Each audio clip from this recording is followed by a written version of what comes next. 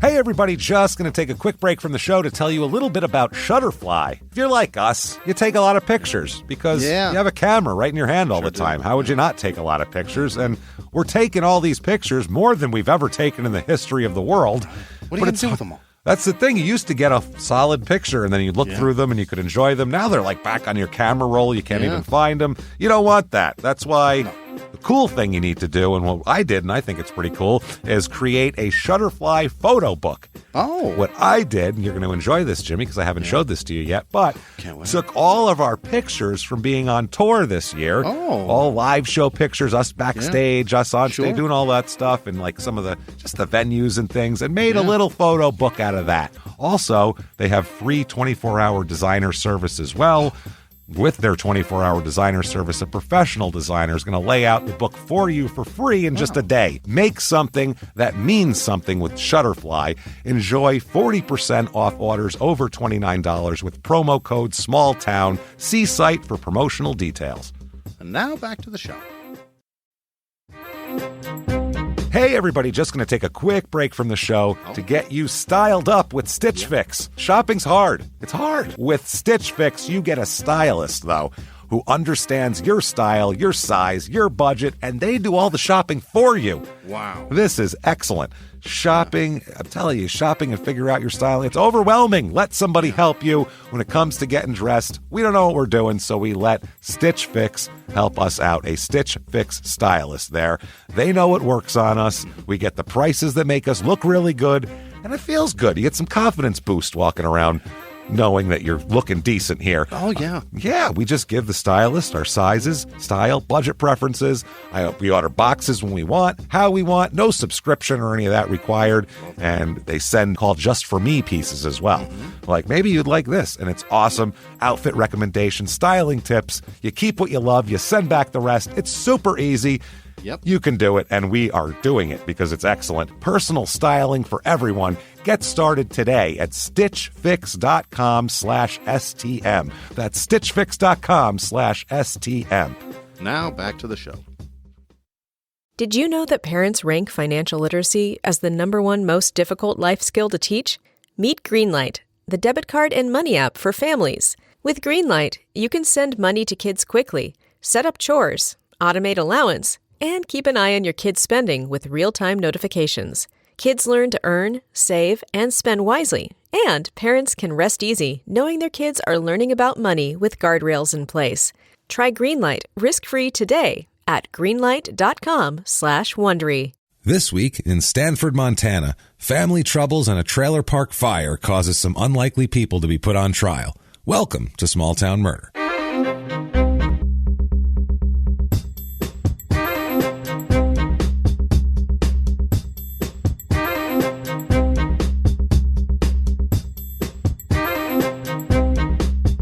Hello, and welcome back to Small Town Murder. Yay! Oh, yay indeed, Jimmy. Yay indeed. My name is James Pietragallo. I'm here with my co-host. I am Jimmie Whisman. Thank you, folks, so much for joining us this week. My goodness, are we excited? Oh, boy. Oh, we're always excited. And we're so excited we use old-timey phrases such as, my goodness. Yes. That's how excited we are, because we don't want to curse in the first 30 seconds. Why That's do never that? Gonna, Why ruin this? Yeah, we're going to save it for later, you know what I mean? So let's get into this. We have a doozy. Turn people off right away. We have a doozy of a weird one this week, and we've been finding some crazy ones lately, and this is right along with it. We're going to the middle of nowhere. Okay. This is like true some small town shit here.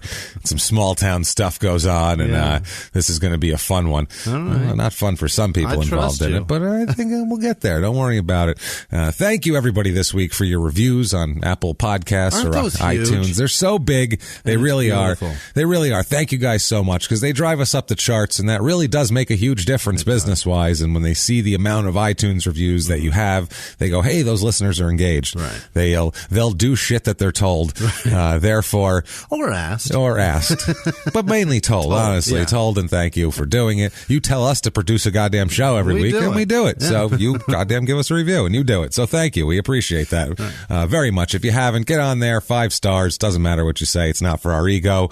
Really doesn't matter. Tell us what you had for dinner last night, and we'll maybe take it under consideration for tonight's meals for us. It's possible. You never know. Especially if it was Blue Apron. It could have. Oh, that Blue Apron's so good. Oh, it's delicious. You do. You cook it up well, Jimmy. And thank you guys for all that. And thank you most of all to our special people, our long list of producers this week. Thank you guys so much for everything you guys do. And if you want to become one of these special people that are close and near and dear to our hearts, and hopefully to yours too, because they keep the show going. It's definitely an option. You can do that by going over to patreon.com/crimeinsports, which is the name of our other show that you should be listening to. If you're not, you're missing out, and I don't know what you're doing. You're blowing it. You're blowing it. Or you can go over to PayPal and use our email address, which is crimeinsports@gmail.com, and you can make a one-time donation, or you can save yourself the trouble of going to different sites and just go straight to shutupandgivememurder.com, where you can follow us on social media. There's links to those donation sites where you can do all of that.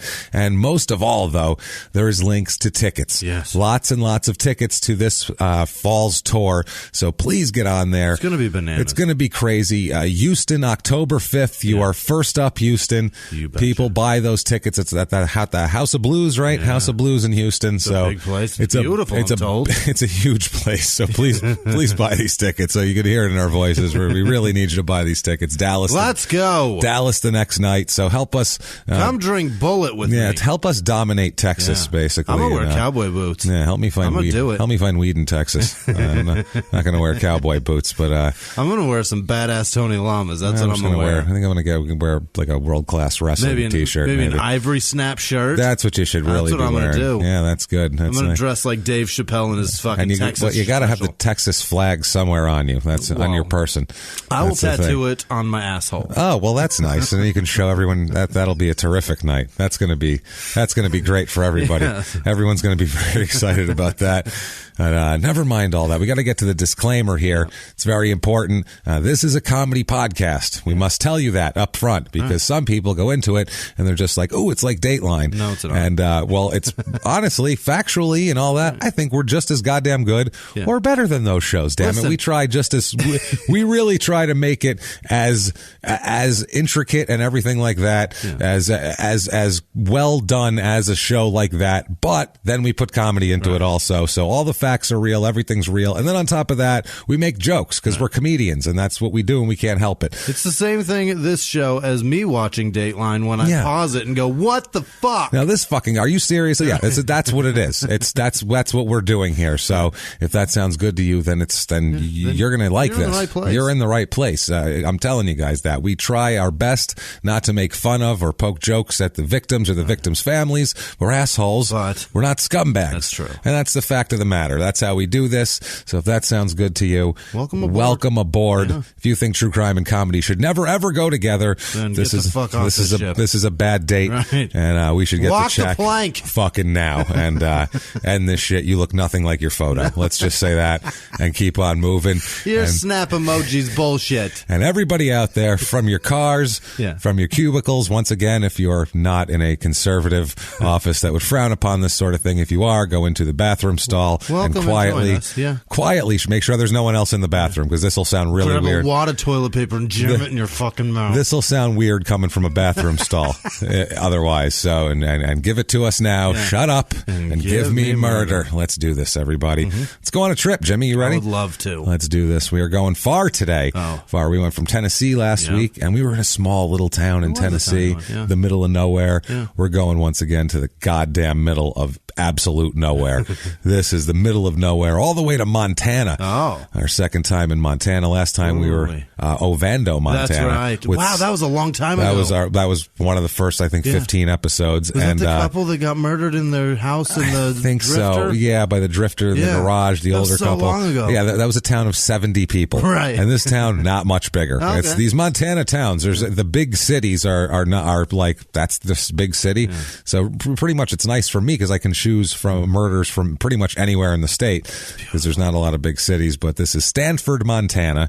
Stanford, not Stanford, Connecticut, not Stanford, the college. This is There's probably more people at Stanford College in this town. Oh, there's more people in 2 classes in Stanford College than in this town. In 2 lecture rooms, there's more people. Are you kidding me? All right. Probably some lecture halls with more people. Their football team's got more people than this town. Just about. If you include staff and the trainers and the guys who get the water and put the tape on people and shit and all that. Marching band. If you include hot dog sellers, there's definitely like vendors and shit.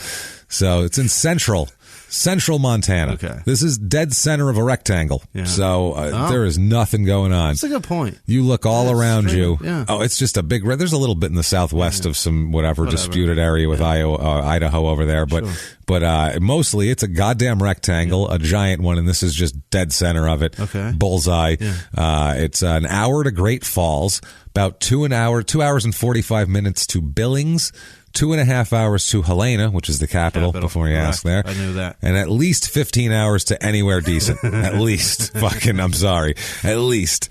The county it's in, this is the oddest named county. It's Judith Basin County. Judith Basin. And it's about a basin. Like an old lady claimed a basin for herself. Okay. Like, this is Judith's Basin, you cocksuckers. Get you bunch of lousy cocksuckers. Washing the clothes. This is my wash This is my basin, and they made a county out of it. But it's such barely a county.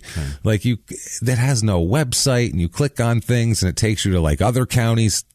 They don't even have a jail in this place. They got one person that works there and they don't have time for a website. They don't have a jail in this county. Nothing. They don't have a county jail. How do you enforce your fucking rules? When they have prisoners, they take them to another county, which I don't understand how this. If you're going to have a county, one of your responsibilities is you have to build a fucking jail. Right. And even in like old West towns, from you watch like Deadwood that you've never seen. The first goddamn episode starts with Bullock in a town heading for Deadwood, like finishing up his sheriff business with a guy in the fucking jail. It's barely a town. It's just like 8 wood structures, and one of them's a goddamn jail. They figured it out. This county, they're like, nah, we're good. We don't.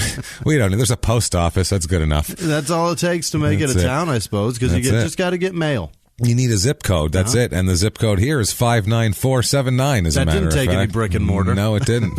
Nothing at all. You got bars that? And handcuffs. Just a sign, post office, and a guy standing there, or an angry dude, or an angry middle-aged lady, or somebody that's unfulfilled.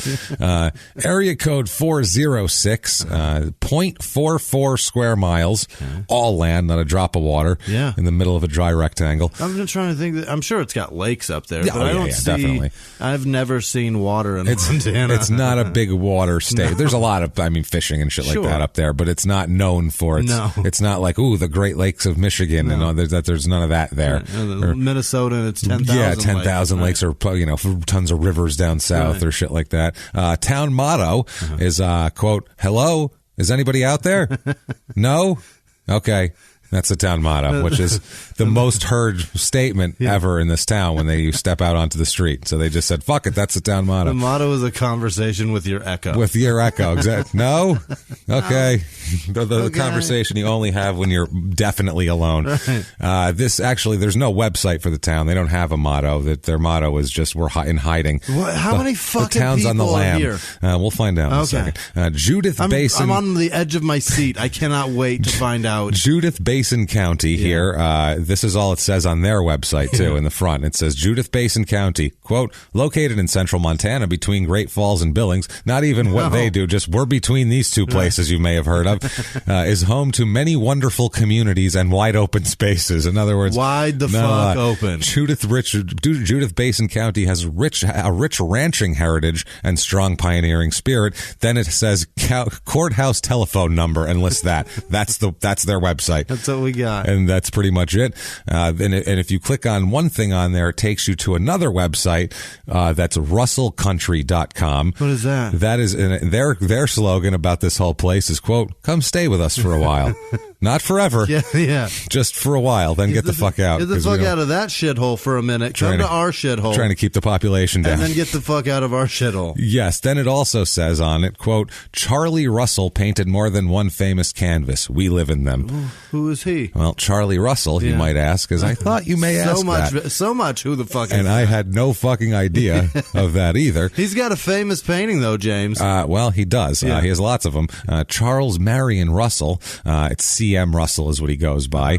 He's an artist of the Old West. Yeah, because you don't want anybody to know your middle name is Marion. No, even John Wayne changed that shit. He was like, I can't be a tough guy with that shit. I don't have a John Wayne impression at all. That's close enough. That's close enough. Just put a deep voice on, I guess, and that's good enough. Say partner or that's good what was enough. his? Pilgrim, if I remember from Family Guy. That's the only way I know that, because Peter constantly doing that was his only improv move. My grandfather loved him. Absolutely loved him. All old white men love John Wayne. All of them. The only thing I'll never bond with my grandfather over is John fucking Wayne. I can't tolerate those movies. They're fucking terrible. So dumb. I saw like Clint Eastwood westerns first. So once you see those, you're like, okay, you can't watch those piles of shit. Once you've seen The Good, the Bad, and the Ugly, you can't watch anything John Wayne's ever done. You're like, why is everyone so clean?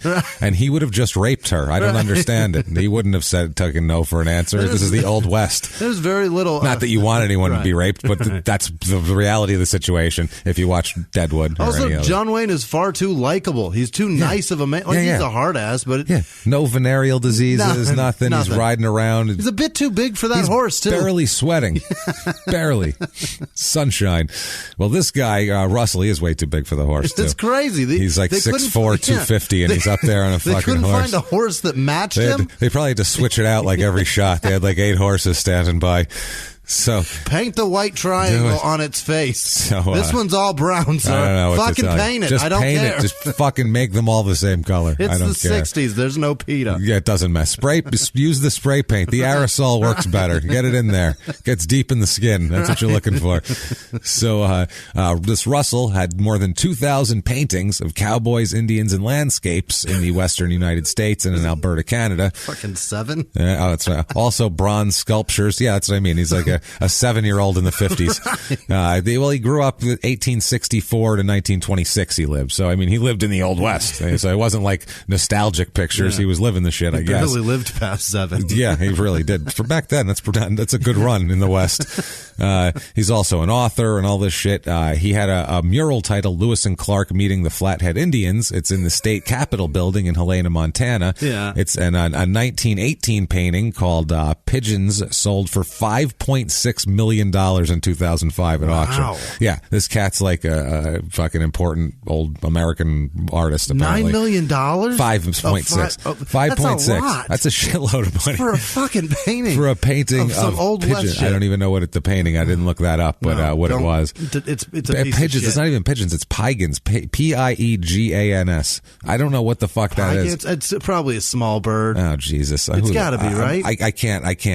History. Let's do. We can't go down the rabbit hole. The Lewis and Clark adventure is so sweet of a romanticized thing. Yeah, but it's all bullshit. Well, it's all so they try to tell us. That was a tough time. They try to tell us that this cute, nice Indian girl, this little squaw Indian, took 2 gentlemen from Missouri to fucking Seattle. Yeah, willingly.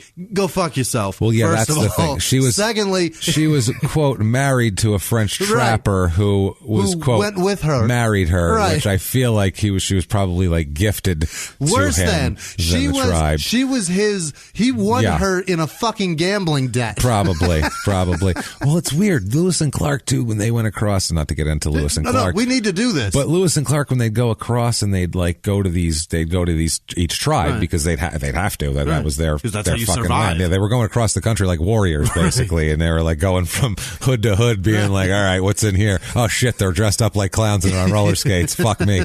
So she happens to speak everything. But yeah, well then the big coincidence of her actually getting hooked up with her fucking with her brother. That was the craziest thing. But when they go to these places, these natives were so like the ones that were friendly and that took them in happily were so they were just like they would give them all here. Take our women. Right. Just here's like 4 women for you. Oh, so much better. And then have that. That's great. Lewis and Clark had 60 men that fucking went with them. First all those of all. guys. Yeah, and that was a disgusting STD trail across this fucking nation. One of them brought his slave. Oh, that guy was the king of the fucking world. They were like, hero. What is this? Holy shit, the Indians loved him. They had no idea. No. They had no idea that he was really black. Like they loved him. Was licking his thumb, rubbing his cheek. It was literally like Mel Brooks. He was like, "Hey, they're darker than us," and fucking this is terrific. That's what it was, man. And then because the Indians thought he was part bear, they made him fuck all of their women every every night. This poor guy was born. He's like, can we leave, please? He fucked his way from Missouri to Seattle, and then he had to fuck his way back. Yeah, well, maybe, Didn't he go? He might have gone on the. Maybe. I think he went on the boat. I would have. I think he went on the boat with his chap. Rather than he was like, listen, I've had enough. Everything is black except his dick, and that is just bright red and throbbing. Raw fucking. Now that we've given a Lewis and Clark lesson, as we've both seen Ken Burns, Lewis and Clark. God damn it. So this town began with sheep, which is much less interesting than native orgies. And so, but still, it's a different kind of orgy. Stanford became a stage shop and had cowboys, and that's when C.M. Russell came into the area back then. In 1880, two guys named Calvin and Edward Bauer came there with 1,000 head of sheep and acquired 100,000 acres of land, which was 50 cents probably, because all they have is land up there. That's plenty of that. They named their old home Stanfordville. They named it after their old home, which was Stanfordville. That's how it started, which is in Dutchess County, New York, which is where I'm from. Really? It was southern Dutchess County. Not Stanfordville, but I'm from southern Dutchess County. Stanford today now is the county seat, by the way. Really? Yeah, and it's a tiny, tiny place, as we'll get to. This was basically a station on the stage route is what it was, where people would, pick up some sheep and move along and shit like that. Not a lot was going on. There was, really wasn't. It was, the land was 50 cents. And I was thinking like, I don't think they carried money. No. I think that he just paid jerked in sheep, off. Probably. Paid in sheep semen. Oh, this is all I've got, sir. Yeah, either that, shaved a couple of them, handfuls of wool. Make a sweater, sir. Is this enough? Can I get my change? I got to make a sweater for you? Shit. So, in 1895, Yogo, I guess they are, Yago or Y-O-G-O, Yogo, I'm going to call them. Yogo sapphires were discovered at Yogo Gulch, which is in this area. At the time, it was in Fergus County, but now it's in Judith Basin County. These sapphires was really hard to find, basically. They weren't like as plentiful as gold, but they were very, very valuable, but they were hard to find and sporadic little bits of them. But it would draw people there because sapphires are blue. Yeah, they're the bright blue ones, and these were the mining turned out to be very valuable because if you did hit something, it would be more valuable than a big gold strike for you if you actually hit an area. There was also a little bit of silver and copper and iron in the area, so people were mining that shit. So they were mining the hell out of everything here. The Piegan is Blackfeet people, by the way. Go. I found that out. And so it's Native Americans. Yeah, it's a Native Americans here. The Yogo Gulch is that's where those people lived. Gold was first discovered there in 1866. But there was not a lot of the gold there, and the natives were pissed because up there, the Blackfeet and all those motherfuckers will fight you off. Yeah, Blackfoot, the Teton Sioux and all that. They will fuck vicious you up. People. Yeah. They were fighting people. They were warriors. They were not taking your shit. You come through their land, and they're like, you better have a goddamn reason why. This is a bad neighborhood, warriors.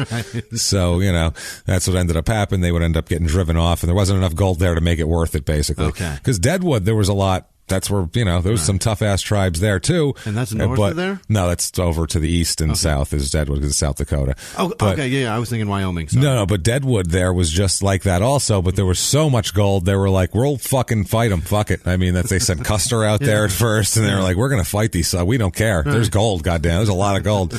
These people would come and they found, in 1878, 1,000 miners came for the gold, and they were going through these streams, and they ended up finding blue pebbles, they called it at the time, with little bits of gold and a bunch of these blue pebbles.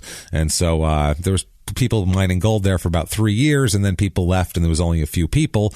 And then somebody here. Were they taking the blue pebbles, or were they throwing that shit back in the water? They didn't even give a shit what it was. They really didn't even know what it was here. Right. There was a guy there named Jake Hoover that was going around. He was one of the main prospectors here. In 1894, finally, the blue pebbles were recognized as sapphires, which is, hey, idiots, these are valuable. They've been, how many poor broke people threw them back in a stream because they thought they were nothing, and they took their pyrite onto the next town.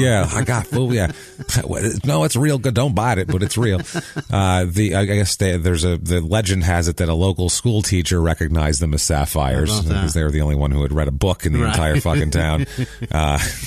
But I guess they said the school teacher wasn't in the town, but he was a friend of a local miner who mailed her a small box of them because he thought they were nice, basically. Right. Thought they were neat. And she was like, yeah, they're very neat. They're fucking sapphires, dummy. These are worth more than everything you own. Yeah. And another story says a miner had a jeweler look at him, which seems more likely, probably. He was like, what are these fucking things, by the way? Is this worth anything, sir? Yeah, I would say. Fucking lots. Yeah, definitely. So they were sent to Tiffany's in New York City for appraisal. Somebody sent a cigar box full of them there, and they said that they were, quote, the finest precious gemstones ever found in the United States at the time. And Tiffany sent... How about that for a fucking Antiques Roadshow? Not bad. No shit. And they sent him a check for $3,750, which is in 2000, it's about 110 grand now. Yeah. That's a pretty decent amount. So he was like, holy shit, this is fantastic. And then they said later on that they were sapphires of unusual quality. Mm-hmm. So these were supposedly very, very good.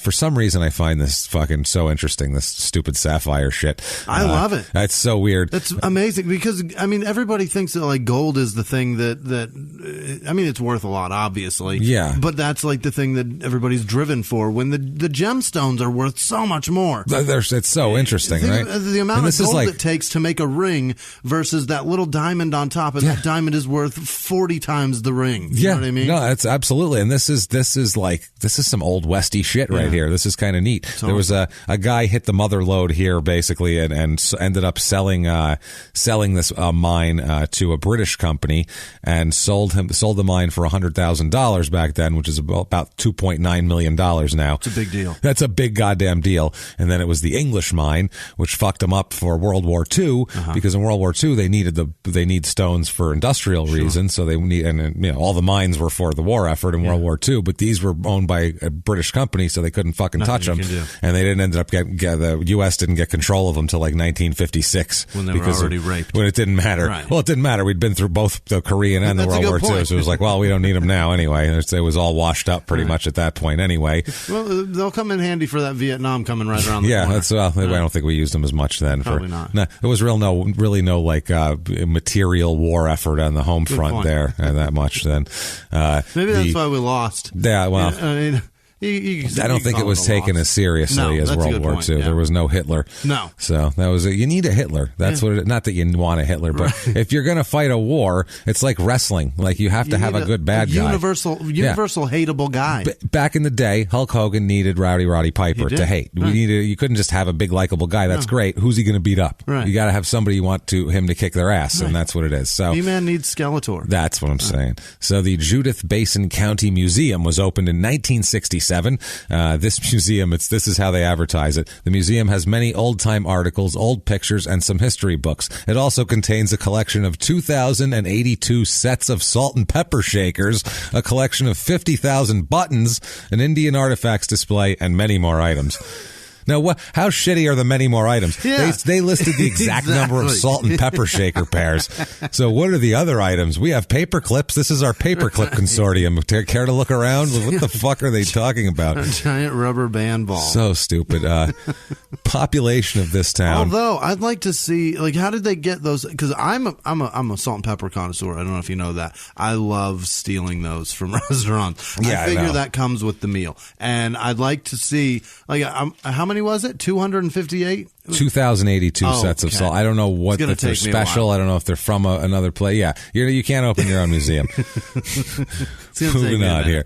Population here, 381 people in this town. That's it. That's the whole total. 381. Down 28% since 1990. Jesus. They are dying off, and this is an old population. Median age 53.3, which is almost 20 years older than the normal average. Way more females, almost 56% female because they live longer and that we always die earlier. Way more people 65 and over and under the average on most young demographics. It's just an old town. Fewer married people because they're dying. A couple more single people. Good luck out there, everybody. Single with no children is actually very low because these people, I'm sure, had kids at some point. But married with no children is 58%, which is the elderly population, I would assume there. So it's an interesting. It's not a party place. Let's put it that way. Out how they got their salt and pepper shakers. It's just everybody dies and the estate sells. That's it. And then what's left over they goes die in that off fucking museum and run away and leave behind their salt and pepper shakers. And they're like, did they leave their salt and pepper? They left. Put it in the museum. The Johnsons moved out. Did you get their shakers? Okay, I hope you put them in the museum. Race of this town, shockingly, 98.57% white. Fucking white. As white as ivory soap is fucking white. So 0.0% black, 0.0% Asian. Not a single black. Not a single black dude or lady or anything there. Fucking fascinating. No Asians. 0.72% Native American, and that is pretty much that's it. Wow. 0.0% Hispanic. What the Which fuck? is this town is white with like 5 Native American people there. That's it. And they run probably there's so many like artifact this town has just turned into artifact stands that you stop for on the highway if you want some turquoise and shit. Blankets. Yeah, some turquoise bullshit like out here when you're driving through the desert. Religion here, 61.4% of the people here are religious, which is high. This town is just young guns. That's what it is, pretty much. Yeah, except way less entertaining. Yeah. This town is just. Wait till you hear things to do. It's just boring as shit. 49% Catholic in this town. So I don't know. That's interesting. It's an odd. No Hispanic people, but all white Catholics in Montana. I don't know. I guess that's whatever.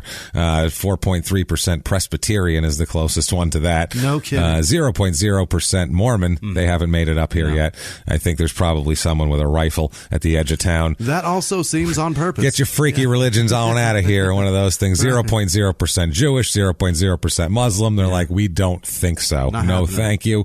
27% Democrat, 70% Republican up here. Yeah, it's old people in Montana. 3.1% unemployment rate because the old people don't count. No. So you're going to get that. And otherwise, there's some jobs here. Median household income is only about $5,000 less than the average. Oh, I thought you were going to say $5,000. $5,000. Everybody lives in the streets, Jimmy. That's how it works. It's $49,028 is the household income. They're living on 1800s economy. It's rough, man. Yeah, this is all Old West. They're separate from us completely. A lot of people making the 60 to 75,000 range, but not a lot over 150,000. So there's some jobs there, and they're mostly a lot of agriculture, forestry, fishing, hunting. It's 11%. It's normally 1%. So trapper jobs. Yeah, so those outdoor jobs tend to pay a lot. 20% construction, which is like 5 times the norm, 4 times the norm. So those jobs tend to pay a little bit also, that sort of thing. Cost of living here overall is an 88. 100 is regular, average par. Housing, though, is low at 54. Median home cost here, $141,200. Seems affordable. So very affordable. A lot of houses in the $100,000 to $200,000 range. Yeah. And I've found a couple of them. Oh, boy. And I'm going to tell them to you. If I've convinced you, then it's time to move to Stanford. Here it is, the Stanford, Montana Real Estate Report.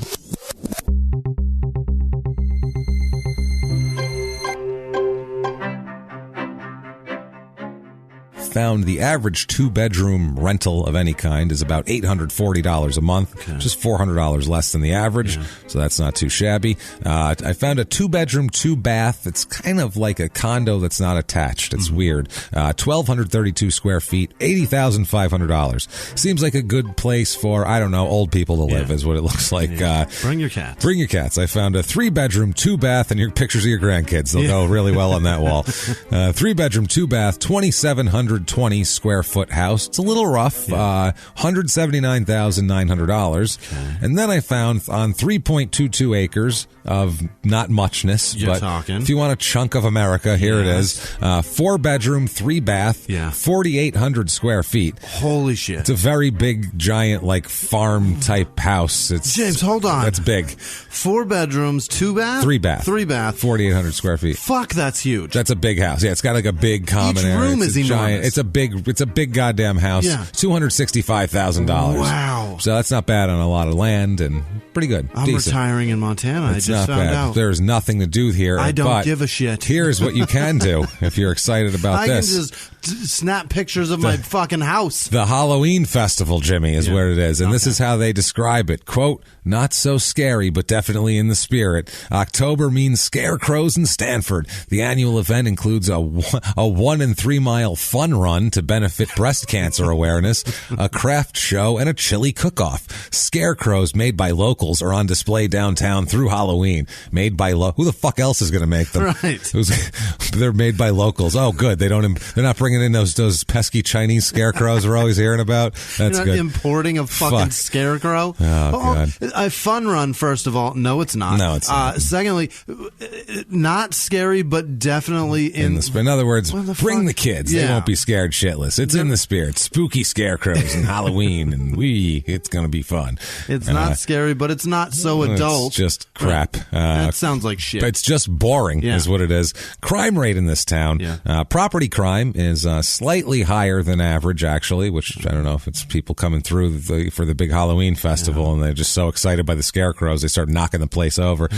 Or, I don't know what it is, but violent crime, murder, rape, robbery, assault, the Mount Rushmore of crime, slightly lower than average, actually, for that. So not too bad. It's a great town. I found I don't know. It sounds boring and filled with old people. It sounds like you could really... It sounds like the town from Footloose, minus the children. This sounds like something you could really get into because you're not going to see your fucking neighbor. No, that's what I do like. This is very removable. They could wave and they're so far away you could pretend you don't see it. Now, I found a resident review here. Couldn't see your hand waving. Didn't see you, pal. You're so far away. This resident review... He calls the review oxymoron, which I don't understand, or maybe that's his username. This is odd. This is not a review. It's very strange. This is from the Sperling's Best Places website, which is just statistical compilations. That's all it is. Stats of towns, okay? So he went to his website of stats and gave a review of a town. Well, listen to what he did here. That's if you hear me out. He says, quote, I have lived in Stanford, Montana all my life. To be honest, it distorts your worldview. Just found your website, so I will look it over. He's acting like there's one person running a website going, thanks, this is Bob. I will look it over to see what you have to say about my town, then get back to you. You're probably about half right. Hey, did you hear about the helicopter landing on Main Street this week? What the fuck is that?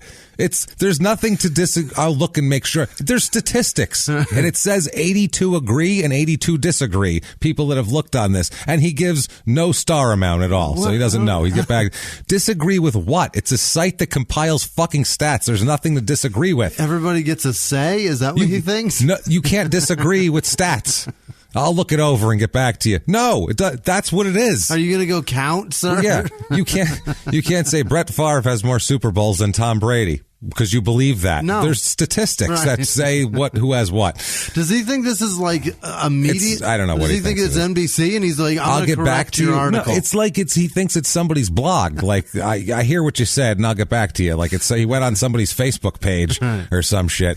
But there's a murder in this town. There. Yes, because he grew up there and it makes no sense.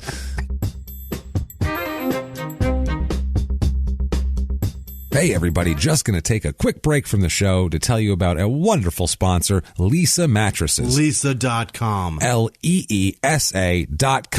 Let me ask you a question, and I can ask this right to you, Jimmy. Are you feeling distracted lately? You're always distracted. Yeah. You're forgetting things. Yeah. You're making mistakes. Yeah. You made mistakes here. You've said, I don't know what I'm doing multiple times. You know what your problem is, I think? You need a quality night's sleep, Jimmy. That's your problem. You need to get you a Leesa mattress. I have one. And now you're feeling better, aren't fantastic. You? Now you're all sharp. And have you heard Jimmy say, I don't know what I'm doing in a while? It's been a minute. The reason is Leesa mattresses. They're that good. They're fantastic. It's the right mattress is the difference between resting and just laying down. Right. That's the fact of the matter. The Leesa mattress is the product of more than 30 years of experience in mattress engineering and hundreds of hours of testing. It's comprised of 3 foam layers that provide cooling pressure, relief, body contouring, and support. And you can just ask the over 300,000 happy Leesa sleepers that will agree with that fact that Leesa mattresses give them the rest they need. And Jimmy and myself can assure you that the Leesa mattresses are fantastic. Not only do we sleep on them, our kids sleep on them. Right. They're really, really good. Order your Leesa mattress online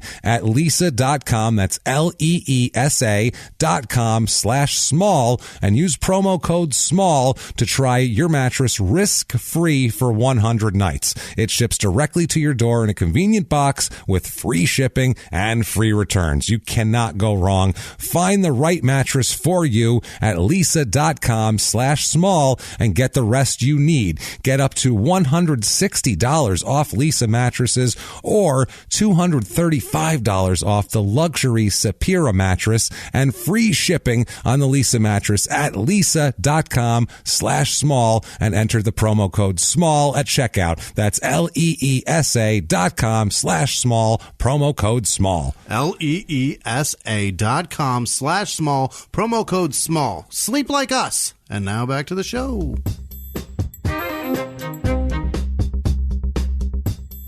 There is a murder here, which is good, because otherwise we just gave a lot of information for nothing. Nice. Thank you for visiting Small Town Podcast. That's all it is. We just tell you about statistics of small towns and the gems profound there within and moving on.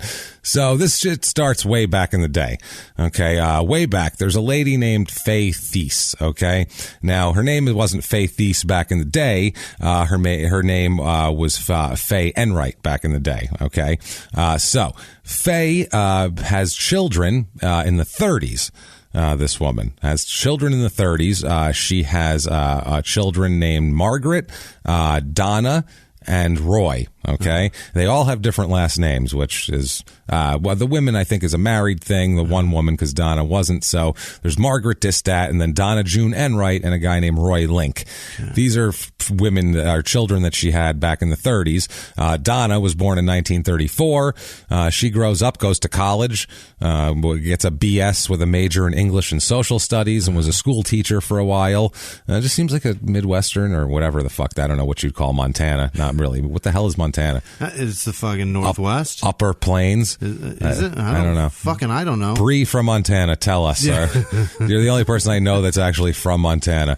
So her maiden name is Enright? Is that what you're saying? I believe so. Was it a married name I also? believe the maiden name is Enright, but I'm not sure. Mom because doesn't matter to this story. She just is. Well, yeah, she's later on, but she made these people here. And, well, the problem is that they're from previous marriages.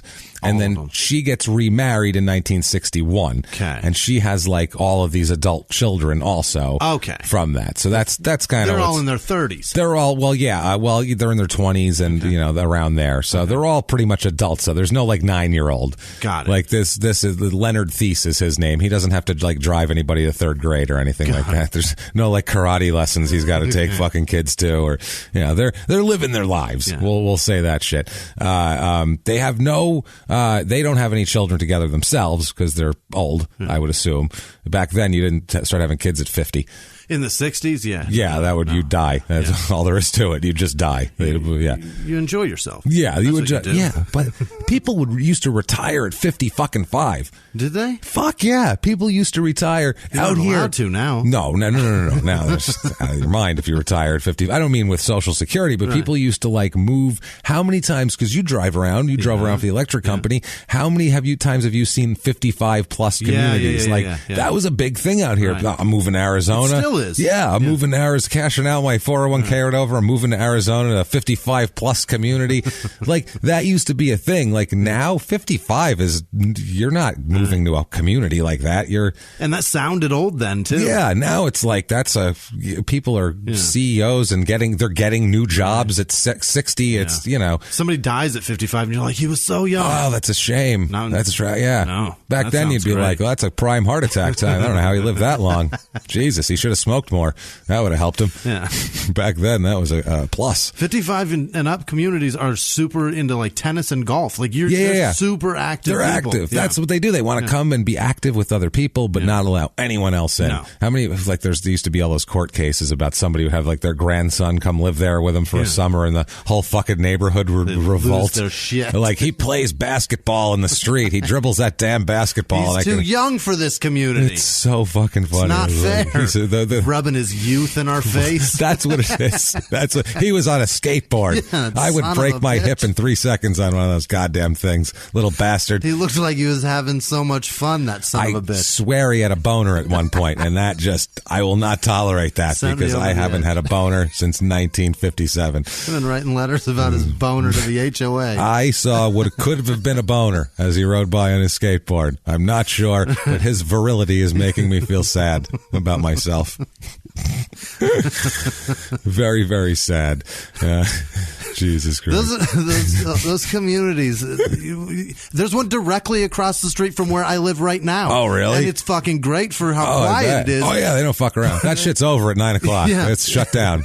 My dad's girlfriend lives there, and oh my God. we go visit them, and they can't wait for everybody to leave. Oh, God, you park on the street, and right when you get out of your car, you see the fucking blinds. Who's that? When they leaving? It's ridiculous. Every half hour, is it gone yet? No. Like your car is going to sink into the street and cause damage. That's crack the road. They're so strange when they move into that. I don't understand. I don't know how many of our listeners live in retirement communities. Everything. Probably not many of them, I would imagine. But if you do, what the fuck is happening in there? Tell us.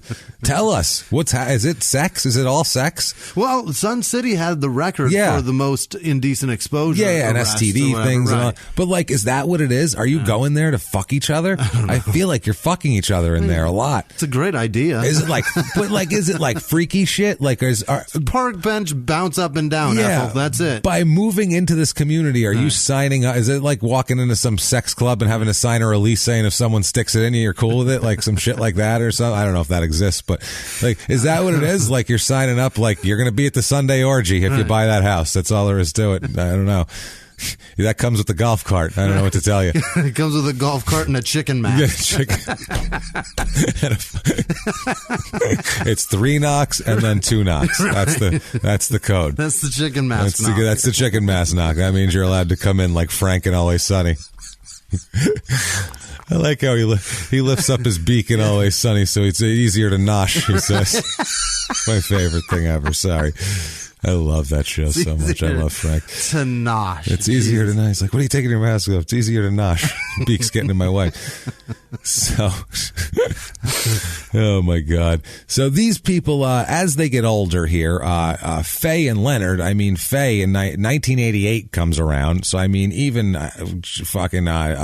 Donna is 54 years old at this point, and Faye and Leonard are very elderly. They're in their 80s at this point. Now, in 1988, Faye and Leonard purchase a trailer. I guess that's an inexpensive way to live out your years. I guess a trailer in Great Falls, Montana. Okay, which is not how I want to die. No. I don't want to die in a trailer in Great Falls, Montana. Please, Jimmy, don't let me die in a trailer in Great Falls, Montana. I'm serious. My great uncle died of alcohol, like cirrhosis and shit, in a single wide outskirts of L.A. Oh no, and that's fucking terrifying. Not Riverside, right? No. I don't. I don't know. Probably. Oh, that's if it's outside L.A., that's all there is. That's just Riverside at that point. That sounds horrible to me. Just dying trailer in Riverside, trailer anywhere. Yeah, that does. Riverside's worse, I think. Actually, probably. Now that I think Montana? about it, yeah. At least Montana, if you looked outside, it was pretty. Right. Riverside's not pretty at all. And nobody will find you for a while. That's the other thing. Disappear quickly. That's good. You can just dissipate back into the earth in Montana. No one will care. So, Faye and Leonard eventually began to suffer from Alzheimer's disease and dementia, both of them. So now there's 2 old people. Neither of them can take care of the other one because they're both losing their shit in the middle of nowhere in a trailer, which is kind of weird. That sucks. That's a again terrible end. Fuck, that's so bad. That scares the shit out of me. I don't want to lose worst. I don't want to lose my mind. That's bad. I think that's the worst. Yeah, that is the worst. I would rather know that I have cancer and I'm dying of it. Oh, at least that's physical. To be like, I'm fine, and having everybody be like, yeah, Grandpa, you're great. Like, fuck, make sure he doesn't walk outside alone. That's what did I? That would be so scary to not know what was happening. Like, I don't even know how to deal with that. Sounds terrible. My grandmother that died recently lost it for a couple years, and she just got meaner. Yeah, she just yell at people when they came in to visit her and shit. She just got super mean. It's the not knowing who you're like. My friend Jess, her dad legitimately asked her who she is. That's what she would do too. She wouldn't know who people were. It was scary. My other grandmother, who is 90 this week, we're having having a birthday party for her, Italian grandma, skin of the seal grandma, 90 years old, and her mind is 100% perfect, like 100%, but her body's a fucking... She's in complete pain. That's what I want. So, but it's bad for her because she's like, I hate that I'm not losing it. She says, because I know everything that hurt me all the time. She says, I don't forget everything. She go, every day I go, oh, this hurts. It hurt a little bit yesterday. Now it hurt worse. It would be better if I didn't know how much it hurt yesterday. So she's like wishing for dementia because she's in so much pain. She stays up. I feel, dude, she stays up like all fucking night. Because she's afraid of dying. I swear to God. She said, I don't sleep. I said, why didn't you sleep tonight? I said, yeah, we took her out to dinner and she said, why didn't you sleep last night, Grandma? She goes, I don't want to die. I said, okay, but that doesn't answer why you didn't sleep last night. And she's like, well, you sit there and you go, I could die if I close my eyes. I'm like, wow, is this how it's going to be forever? Is this where it's going to? Yeah. She's fucking morbid, man. I mean, I get it, but I can't say I wouldn't be the same way, but Jesus Christ. I'm like that now. Yeah. And I'm when I go to sleep, sometimes I'm like, this may be the last one. That's true. And I'm trying to pump her up too. Yeah. I actually told her, I'm like, look, why don't you look at it this way? Why don't you look at it every day that you wake up like, got beat it, you, motherfucker. Beat it, motherfuckers. Yeah. And she's like, no, she can't look at it like that. I'm like, all right, I don't know. I tried. That's not the way it is. What the fuck do you want from me? So I tried. She's going to be 90. We'll see what happens. Sometimes I lay down and then I'm like, I start thinking about what position I want them to put me in a box, and then I'm like, no, maybe I want them to burn me. I'm like, no, what if I'm still alive and they burn me? Like, doctors make mistakes. I hope they check first. It takes but they don't just immediately go, he's dead, bring him to the fire. There's steps before that. They have to check you up for there's not an incinerator in the hearse that takes you away. Load him up in the morgue vehicle and just you come burn out the whole thing. You come out a little ash spout on the side in a cup, and they give it to your loved ones, and that's it. There he goes. Sorry, no over. Examination, no nothing. We don't know if that's him or the tranny from the hearse that we just put in there. Who cares? Fuck it. Same thing. It's all ashes now.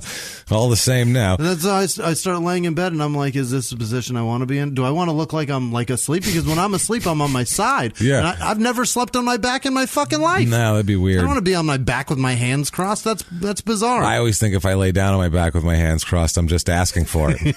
I always think that. Well, I'm asking for death like this. I feel like it's going to be like, well, he's already like that. Just let's strike him dead now. Yeah. So I try to stay in a non-death position at all times. I try to stay in like a running pose as I sleep. That's I get like a.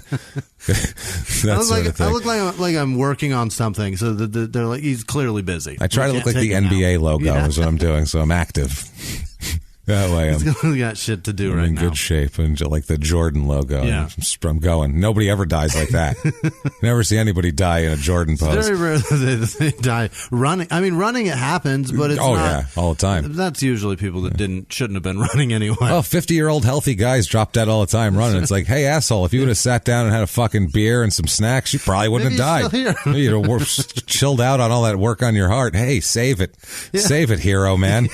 Calm down. That's one thing that I do agree with is with very dumb people is that too much exercise that'll kill you. Listen, everything in very moderation. Dumb people think that, and I go, that's not actually that.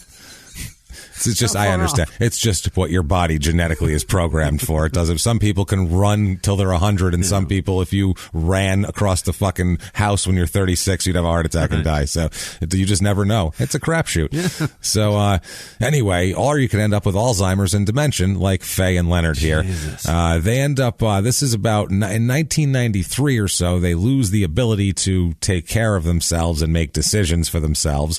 So their daughter Margaret. And their son, well, not their daughter, Faye's son and daughter, Margaret and Roy Link, they take power of attorney on Faye's behalf, and Enright and Link on Leonard's behalf. So that would be Donna, and so Roy has power of attorney with both of them. Okay. And one sister has the mother, and one sister has the stepfather. Got it. Is how this is all working. Now Faye and Leonard are put into a Great Falls, Montana nursing home in November of 1993, which that sucks too. You don't want to go out like that. Nobody wants to. You'd much rather have like the You want the heart attack, I would At feel, your own in place? the sleep. Yeah. You want that sort of thing. I don't care if it's in my sleep or not. I just want to do it in my own fucking place. Yeah, I don't want it. Well, then do it some orderly with a fucking name tag. Also, then your place is ruined at that point. Yeah. It's you've soiled it forever. Buy it now. There's been a body here. Sorry, you're just making a real estate agent's job much harder, which is fucking great. You're gonna ruin some child's life when they find out that a dead body was in their bedroom. You're gonna earn your 3%, you smiley asshole. You better bake those fucking cookies extra soft and chewy today, baby, because sorry. So Faye and Leonard are in the nursing home. This is November 1993, right around the time. So they get power of attorney. They shove them in a home. This is rough. But, I mean, the other option is moving them into their homes and chasing them around. And that's tough. That's just Alzheimer's is one of those things where it's not just like, oh, that's fucked up to stick them in a nursing home. It's a matter of safety, of you can't watch someone 24 hours a day that you have to watch 24 hours a day because they could wander the fuck off. And it's not even just that. It's the actual just normal ass care. Did you eat today? Yeah. No, I had my grandmother's sister in Florida. Her husband had Alzheimer's, and he had it really bad and for fucking years. And he used to she'd turn around, he'd wander off, and he'd be gone for a day and a half, just wandering around. The cops would bring him home and shit because he's just like, hey, how's it going? He didn't forgot he left. He was like, hey, what's for dinner? You've been gone a day and a half. Really? Have I? What are you talking about? No fucking clue. That's so sad. It's so sad, man. So the only thing sadder than that, in my opinion, is the Amber Alerts that we have on the freeway, and everybody kind of pays attention to it, gets a little bit of the information, but then you see Silver Alert, fucking disregard it all. Yeah. Nobody reads that shit. I don't read it because I'm always like, maybe the guy wanted to fuck everyone to leave him alone for 5 fucking minutes. You ever think of that? These people are adults. Maybe if they have a car and they're driving and they're lucid enough to do that, maybe they didn't lose it. Maybe they just said, hey, let's get the fuck out of here. At what age are you not allowed to go on an unannounced vacation to where they will announce it in billboards on the highway to tell everyone to look for you? And then announce all your personal information. He has diabetes and needs his medication. Leave me the fuck alone. Stop telling everybody. Fuck? I have my insulin. My doctor's not even allowed to tell people that. Jesus Why are Christ, you? I'm fine. My son's a dick. What is he doing? Why are they doing this to me? And those people probably wonder why I left. Yeah, Jesus Christ, that's what I mean. You fucking people are all over our shit. I raised you. That's enough. Now go. If I leave for 2 days, I don't need you calling the cops on me and making it a God. I was on the news. You realize that? They talked about me on the news. I saw it from the TGI Fridays we were drinking in. You understand that? I'm fine. So anyway, shortly after they're put in the nursing home, Leonard leaves the nursing home and returns to the trailer. I don't know what happened there. If he, that's odd that you would go. Well, you figure once you have Alzheimer's and you're put in a nursing home, it's only going to go downhill. You're not going to be like, oh yeah, he'll be home in 2 weeks. That's He's like, fuck this place. Yeah, it's very strange. So Enright here, Donna, becomes his guardian here. So she watches over him. Faye remains in the nursing home. She's out there. She can't be, in a regular home, but I guess Donna can oversee him. He doesn't want to be in a nursing home, and I guess he's good enough to be home. So in February 1995, This is when shit starts getting weird with transfers and shit. Roy Link, he exercises his power of attorney to transfer his mother's interest in the trailer. The trailer's like, was it a company now? We have stock. I own 23% of this trailer. Damn it! It's worth $3,000. Yeah, it's a trailer. The decisions have to be made in the whole of the trailer, I believe. I don't think you can break them down into fucking stockholder decisions here. That's ridiculous. They transferred this half the interest, I guess, to John Koslowitz. Is this guy's name? A middleman? I don't know. That's what I mean. This is a weird setup. She also, Donna, transfers at this point Leonard's interest in the home to Koslowitz. So I guess they're selling this guy the trailer in their two separate parts because they each control interest. Half of it. So, but Roy has both. So I don't know why Roy couldn't do it all by himself. But for some reason, Donna's involved in this also. Okay. This home at this point, a week after this, now 1 week after Koslowitz became the owner of the home, the trailer was burned to the ground, and the insurance paid the proceeds. Oh, so.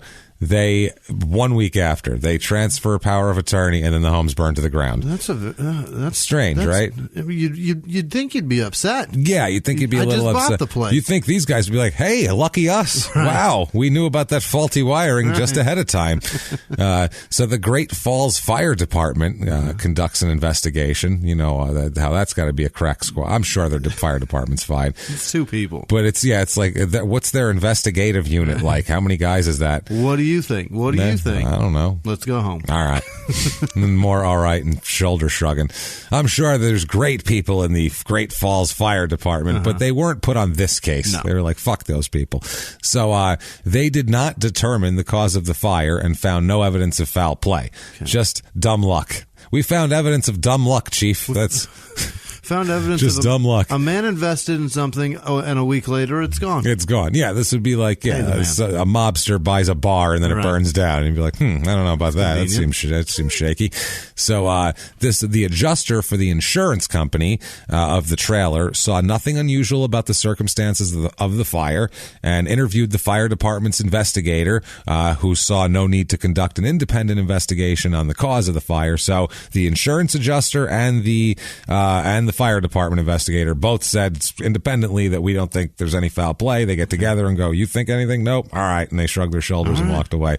So not very, who knows here, but it doesn't seem like a real competent investigation with these people. A few months later, Donna and the Kozlovitz and Leonard, the old Alzheimer's man, and Tom Martin, who is Donna's son, this is getting complicated here, formed a company called Sundown Inc. Incorporation, Sundown Inn Inc., a corporation for the purpose of purchasing and operating a bar and restaurant in Stanford. A man with Alzheimer's is buying a bar. A 90-year-old man with Alzheimer's.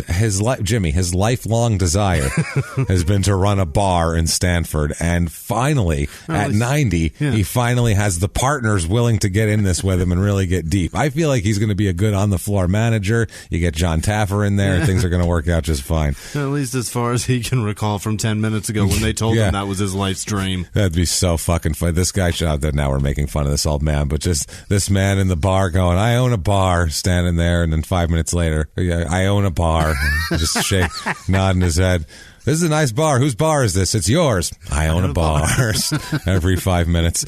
Fucking, so these assholes making this poor guy, I assume this is for his credit or his somehow, of course, his financial input. I doubt it's because they really need Leonard as part of the team.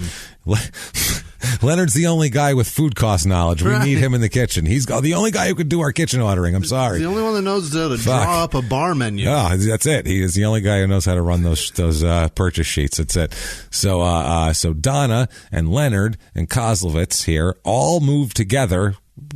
Okay, her son, I'm sorry, him. Her son was in the group that they Sundown Inn Inc. But it's just Donna and Leonard, the old man, and Kozlovitz, the luckiest trailer buyer ever. Truly, they all moved from Great Falls to Stanford, where they purchased 3 trailer lots in Stanford, Montana, which is where we end up.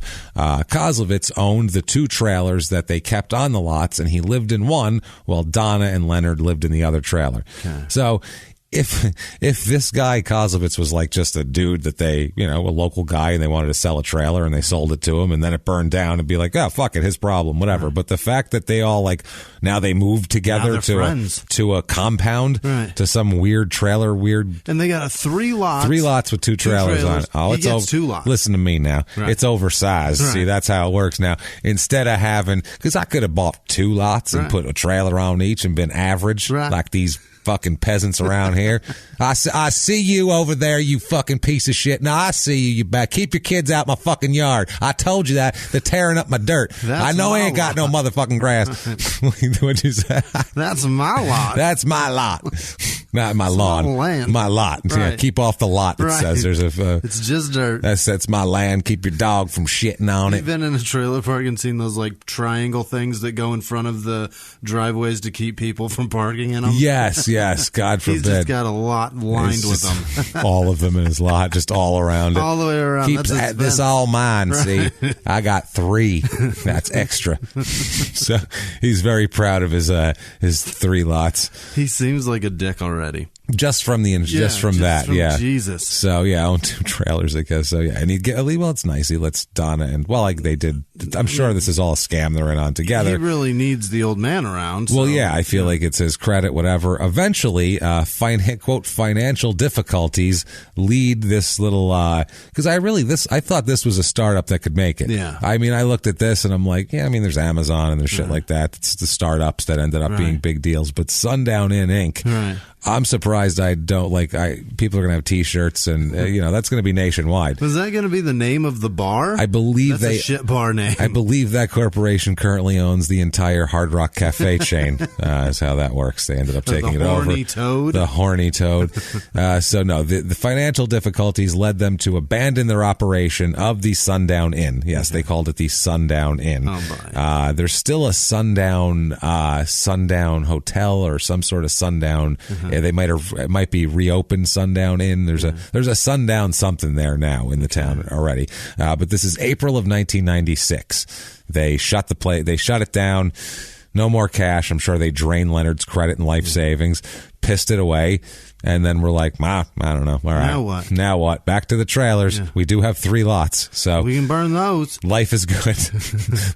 Want to burn more trailers? Nah. Sundown has kind of a negative connotation, Sundown too. To me means, it's Sundown. Ku Klux Inn. It's the Sundown towns down terrible. South that we heard about. When I hear Sundown Inn, that makes me feel like black people should probably avoid that. But 0.0% black people. Good point. So maybe that's why there's 0.0% black people, because the inn is the Sundown Inn and they're frightened of it for good fucking reason. Because this place is weird.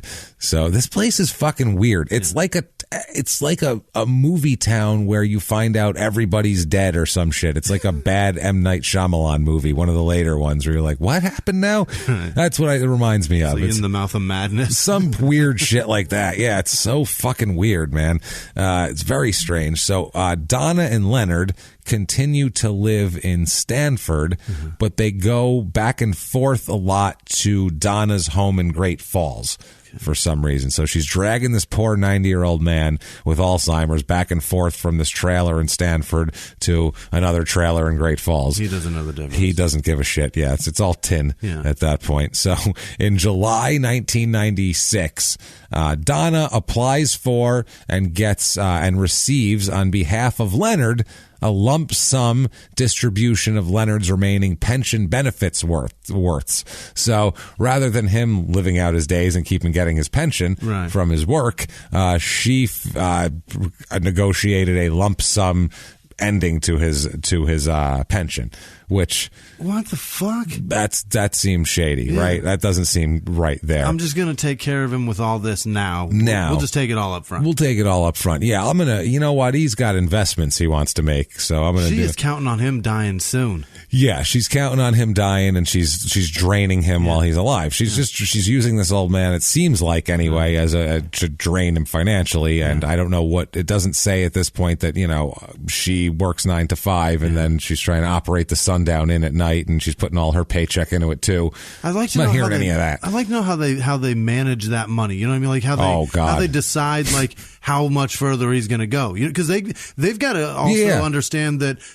Absolutely. He could live to be 98 years old. Then what happens? Right. Yeah, but he could die tomorrow. Yeah. and we paid out all this money. Yeah, you know what I mean? So it's super weird. It's very weird. That's why they negotiate just like a buyout. It's like a buyout of like an injured NBA player. And like, he's probably only going to live 4 more years. We need your roster spot, is what they said to him down at his pension. Listen, Leonard, the Union Hall. You're clogging up the roster spot. We really need fresh blood in there to clog it, to actually pay something in rather than you.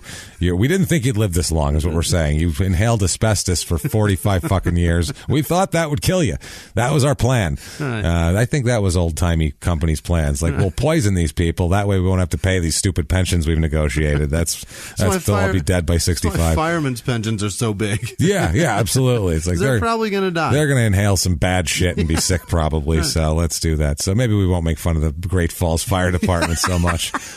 Well, they're inhaling horrible fucking whatever the hell, I don't even know, whatever toxins, fire up there. Whatever awful toxins that give them horrible fucking diseases, and Jesus Christ, terrible. So these guys, they abandon the whole thing. They abandon this enterprise, as you want to. Is it an enterprise, really? The Sundown Inn? What do you want to call that, Jimmy?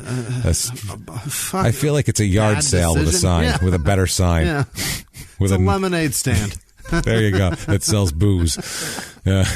So they get his $38,000. Now, between July and October of 1996, 6 different insurance policies were purchased to insure Leonard's life. They're really worried about this guy. And what fucking insurance companies are insuring 90-year-old men with Alzheimer's, by the way? I thought that they checked to see if you got other ones.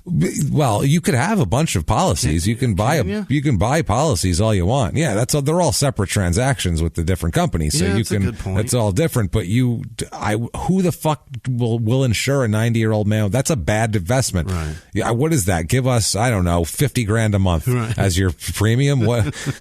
Because he's going to die soon, and it's going to be, we're going to have to fucking pay out, obviously. If he dies of Alzheimer's, you get a lot of money? Well, then. Is that a pre-existing condition? Yeah, I think 90 and Alzheimer's would both be considered pre-existing something. Seems like the most expensive insurance policy ever. I would think it fucking well better be. He's literally on his deathbed, right? Being dragged from trailer to trailer. So Donna and the Kozlovitz guy paid some of the premiums. Some of them. Donna had actually prepared the applications herself and forged Leonard's signature on them, which is not terrific. That's what they figured out. Definitely not legal to forge a dying old man's signature on life insurance forms. I would say that's highly illegal. So the policies named her son, Martin there, Donna, and Roy Link, her brother, as beneficiaries. Okay. So that's who they are here. Kozlotov is involved in He's this? not involved. He's not a beneficiary. Okay. Kozlovitz is not a beneficiary. Now, September of 1996, Donna and Leonard moved back to Great Falls, away from Stanford, and they would make Donna and Roy made frequent trips back to Stanford, where they would remove things from the Stanford trailer and bring them to Great Falls. I don't know how many times you could go back and forth with shit. It's a trailer. It's like 8 carloads tops. Truly. But they kept doing it. They're all older too, I guess, so that makes sense. They're all sick in their 60s, so it's not like they're going to. You get the armoire, you pick it up, crack it to the side, and we'll get it out this door. I mean, you could save a whole bunch of trips by just buying a hitch and fucking strap that house on you. Right, in a U-Haul. Right. I don't know how many U-Haul dealerships there are in Stanford. I didn't look that up. The house is fucking mobile, James. That's the other thing. Well, I think these might be in the ground, hopefully. I don't know, maybe they just wheeled them in. There's still axles under there. You know what? Yank that fucker along with you. This is Montana. Pull this bitch along and let's go. Let's go, goddammit. Stop fucking around. What are we doing here? And then what are you going to do? Leave? You have 3 lots. Right. I don't know. Well, it's paradise back there. Sell them. It's paradise. So they do that, and they transfer everything back to their residence in Great Falls. Now, October 16th, 1996, Donna and Leonard, they drive to Stanford from Great Falls to do laundry at the Stanford trailer, because they had no laundry facilities at their place in Great Falls. Okay. Do you remember me saying how far away Great Falls is from Stanford? It's an hour. It's a fucking hour away. An hour 5 or some shit. They're doing that for laundry? Now, Great Falls, not a huge city, but it's not 100 people. Yeah. There's laundromats in fucking Great Falls. I guarantee you. Laundromats suck, but you could be done with your laundry by the time you get to the fucking trailer over here. And they're going to have shitty washers in the trailer. They're going to have big industrial washing machines in a trailer. At minimum, you've got 3 loads of laundry done by the time you make that one. By the time you get there. Just the drive. Right. Yeah. You can laundromat. You can line them all up, do them all at the same goddamn time. That's another thing. That's the advantage of the laundromat otherwise. That's brilliant. Yeah. I never thought about that. So these people, though, no laundromat. So weird. Then they had lunch at a cafe and went to a bar. And then Donna and Leonard were met by Roy Link and his wife. They had come to Stanford to pick up one of Leonard's chairs from the trailer and bring it fucking somewhere. I feel like they're just picking apart this guy's life and going through and putting Post-it notes on his stuff for this is mine and that's yours. No, I'm red. The red tags are mine, Donna, you fucking bitch. I told you that before. You got the green ones, you son of a bitch. They start fighting. Jesus Christ. A fucking mess.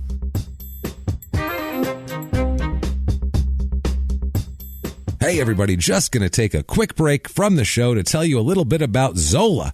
ZOLA.com. That is right. Zola, the wedding company that will do anything for love, is reinventing the wedding planning and registry experience to make the happiest moment in a couple's lives even happier. From engagement to wedding to decorating your first home, Zola will be there, combining compassionate customer service with modern tools and technology, all in the service of love, Jimmy. That sounds easy. Could be better. Yeah. Join the 500,000 couples who've already used Zola. Wow. It's good stuff. I'm telling you, Zola takes the stress out of wedding planning with free wedding websites, save the dates and invitations, a wedding registry, and free and easy to use wedding planning tools. Free guest addressing, free matching envelopes, and friendly prices. Free wedding websites that match all of Zola's save the dates and invitations. It is amazing. Match your save the dates and invitations to a free wedding website, Jimmy. This is amazing. Everything all in one. It's incredible. Over 100 beautiful wedding website designs to choose from, and they're all free. It's super easy to personalize with your favorite design. If you register at Zola, your Zola registry automatically integrates into your Zola wedding website, so guests can get all the details they need and buy you a wedding gift in one convenient and beautiful place. Fantastic. It's terrific, Jimmy. It's fantastic. Couples get 20% off remaining gifts on their registry for 6 months post-wedding. Also, outstanding. You cannot beat this. We will tell you that right now. All you need to do is sign up at zola.com/smalltown. That's ZOLA.com/smalltown to get 30% off your save the dates and invitations order. That's amazing. 30% off your save the dates. That's incredible. Zola.com/smalltown. ZOLA.com/smalltown and get 30% off your invitations and save the date order. Go plan your day. And now back to the show. If you like this show, you should check out Penn's Sunday School with magician and entertainer Penn Jillette. Each week, Penn talks to celebrities, magicians, and other entertainers about whatever he wants. Past guests include Phil Rosenthal, Dr. Joel Furman, and writer-director Kevin Smith. So check out Penn Sunday School weekly on Podcast One or wherever you get your favorite podcasts. So they picked up the chair. It's just, what are they doing? This is just a white trash procession of one piece of furniture at a time out of a goddamn trailer. It's not even a lazy boy. It's one of the chairs from the table. It's just a chair. Yeah. I'll take this one. I'm Roy and I want one chair. It's a set, Roy. You can't. There's 4 of them. Well, I only want one. It's the one I used to sit in, and it's comfortable. You do what you will with the others. What you will. I've had many a mac and cheese in this chair, and I'll you can see the stains right there from that. That's my mac and cheese drop spot right there. That is Thanksgiving '92. That's right. I know. I'll never forget it. Gravy stain is beautiful. So Roy Link and his wife were at the bar here. That they, like I said, they met at a bar and all that. They were at a bar for a short while before they went to get the chair, but Donna and Leonard remained at the bar until about 8:30 p.m. She's just tracking this fucking guy around. Come to the bar, Leonard. Okay. We're going to take your pension, Leonard. Okay. We're opening a fucking inn, Leonard. Okay. He's just, sure. Sounds good. What was that now? I own an inn? I own an inn. All right. That's yours, Leonard. All right. This is terrible. This is not good. I don't like where this is going. And this whole thing. This is why I don't want to be like that. I don't want to have also. Yeah. This could happen. Ability to be taken advantage of. It grows exponentially just because you're not all there. And even if you are all there, just if you're old and you don't know new tricks, right. they bilk old people all the time just on all these little scams that they figure out where old people are like, oh my God, my daughter's being held captive in Bangladesh. Well, I better give you my account number. Like, huh? The fuck are you talking about? Your daughter's a housewife in Racine. What are you talking about? She's not held captive in Bangladesh. It's just, but they don't know any better. And they're like, oh, they told me it was Bangladesh, and that's a scary place. Well, you guys are not my family anymore. You can go your own way because I got an email from my prince relative. Listen. I am royalty now. I don't know if you know this, but the Prince of Zamunda has asked me, he said his royal penis was clean. Now that upset me a little bit, but he wasn't heavy breathing or nothing. So I said he might be talking something I don't know about, but he's said if all I have to do is pay the taxes and I'm going to be a millionaire. It's Perfect. You guys go your own way. Now, I need to cash out Leonard's his pension before I do that because I'm going to need to pay the taxes, about $38,000. But after that, I'm a millionaire. And Zamunda money. Unbelievable. Zamunda is a made-up place in Coming to America, by the way, if you're under the age of 30. James does not believe that place exists. I'm pretty sure it doesn't. And John Amos is the ruler. Which the father from Good Times should rule most things, I believe. Now, John Amos owned McDowell's. Right. His father was, what's his name? God damn it. The voice of fucking of the Lion King. Yeah. James Earl Jones. Right. God damn it. Yes. James Earl Jones and John Amos together could really run anything, I believe. At minimum, a McDowell's. They could fucking dominate a McDowell's. Well, one dominated a McDowell's. Imagine two. Oh, my God. That place would be the most successful McDowell's ever. So over the course of the evening at the bar, there's gambling at this bar also, and this isn't good. Donna loses about $1,200 gambling over the course of the evening. What? So they take off to get the chair. Roy Lincoln, the wife, she sticks behind with Leonard, and he watches her lose his money, presumably, till 8:30 p.m. when she decides $1,200 is enough for the night to lose. So Donna and Leonard return to the trailer in Stanford, and Donna does laundry, and Leonard watch TV. Yeah. So I guess there's a TV and at least one chair left. Roy didn't take all the chairs. So at this point, Leonard was developing a cold, is what Donna said. So in addition to turning up the furnace in the trailer and covering a number of the vents to channel the heat, this is like we do in Arizona. If you have an empty room, you shut the AC vent off so it pushes out harder. Shut that door. Shut that fucking door. Shut it. Shut the vent. Shut the fucking door. Don't do it. We need more in the living room. Direct the air this way. Right. That's what Arizona life is like in the summertime. It's 130. We're trying to make the air like fucking 50 degrees cooler than it's supposed to be outside. That's really difficult to do. It's like a Montana winter. You're trying to get the air to be 50 degrees warmer 50, 60 degrees warmer than it is. It's not easy. So it's the same goddamn thing. So they're covering up vents and channeling the heat toward Leonard's part of the trailer. And Donna gave Leonard some cold medicine. Earlier in the day, Roy had said that he gave Leonard Tylenol with codeine, which is, strong. Yeah. That'll... some syrup. That's there's some shit in there, and it's narcotics that will knock you out if you're, especially if you're old. Probably, I think that'll put you down. Mix that with a Sprite, and you've got a ludicrous. That's what I'm saying. Maybe that's what my grandma needs. Some syrup. Yeah. What do you think? Fucking hook her up. Grandma, I have something for you. No, I didn't make you like a nice tomato salad or something that you enjoy. This is codeine. Right. I think you need to sleep some. This is called lean, Grandma. Yeah.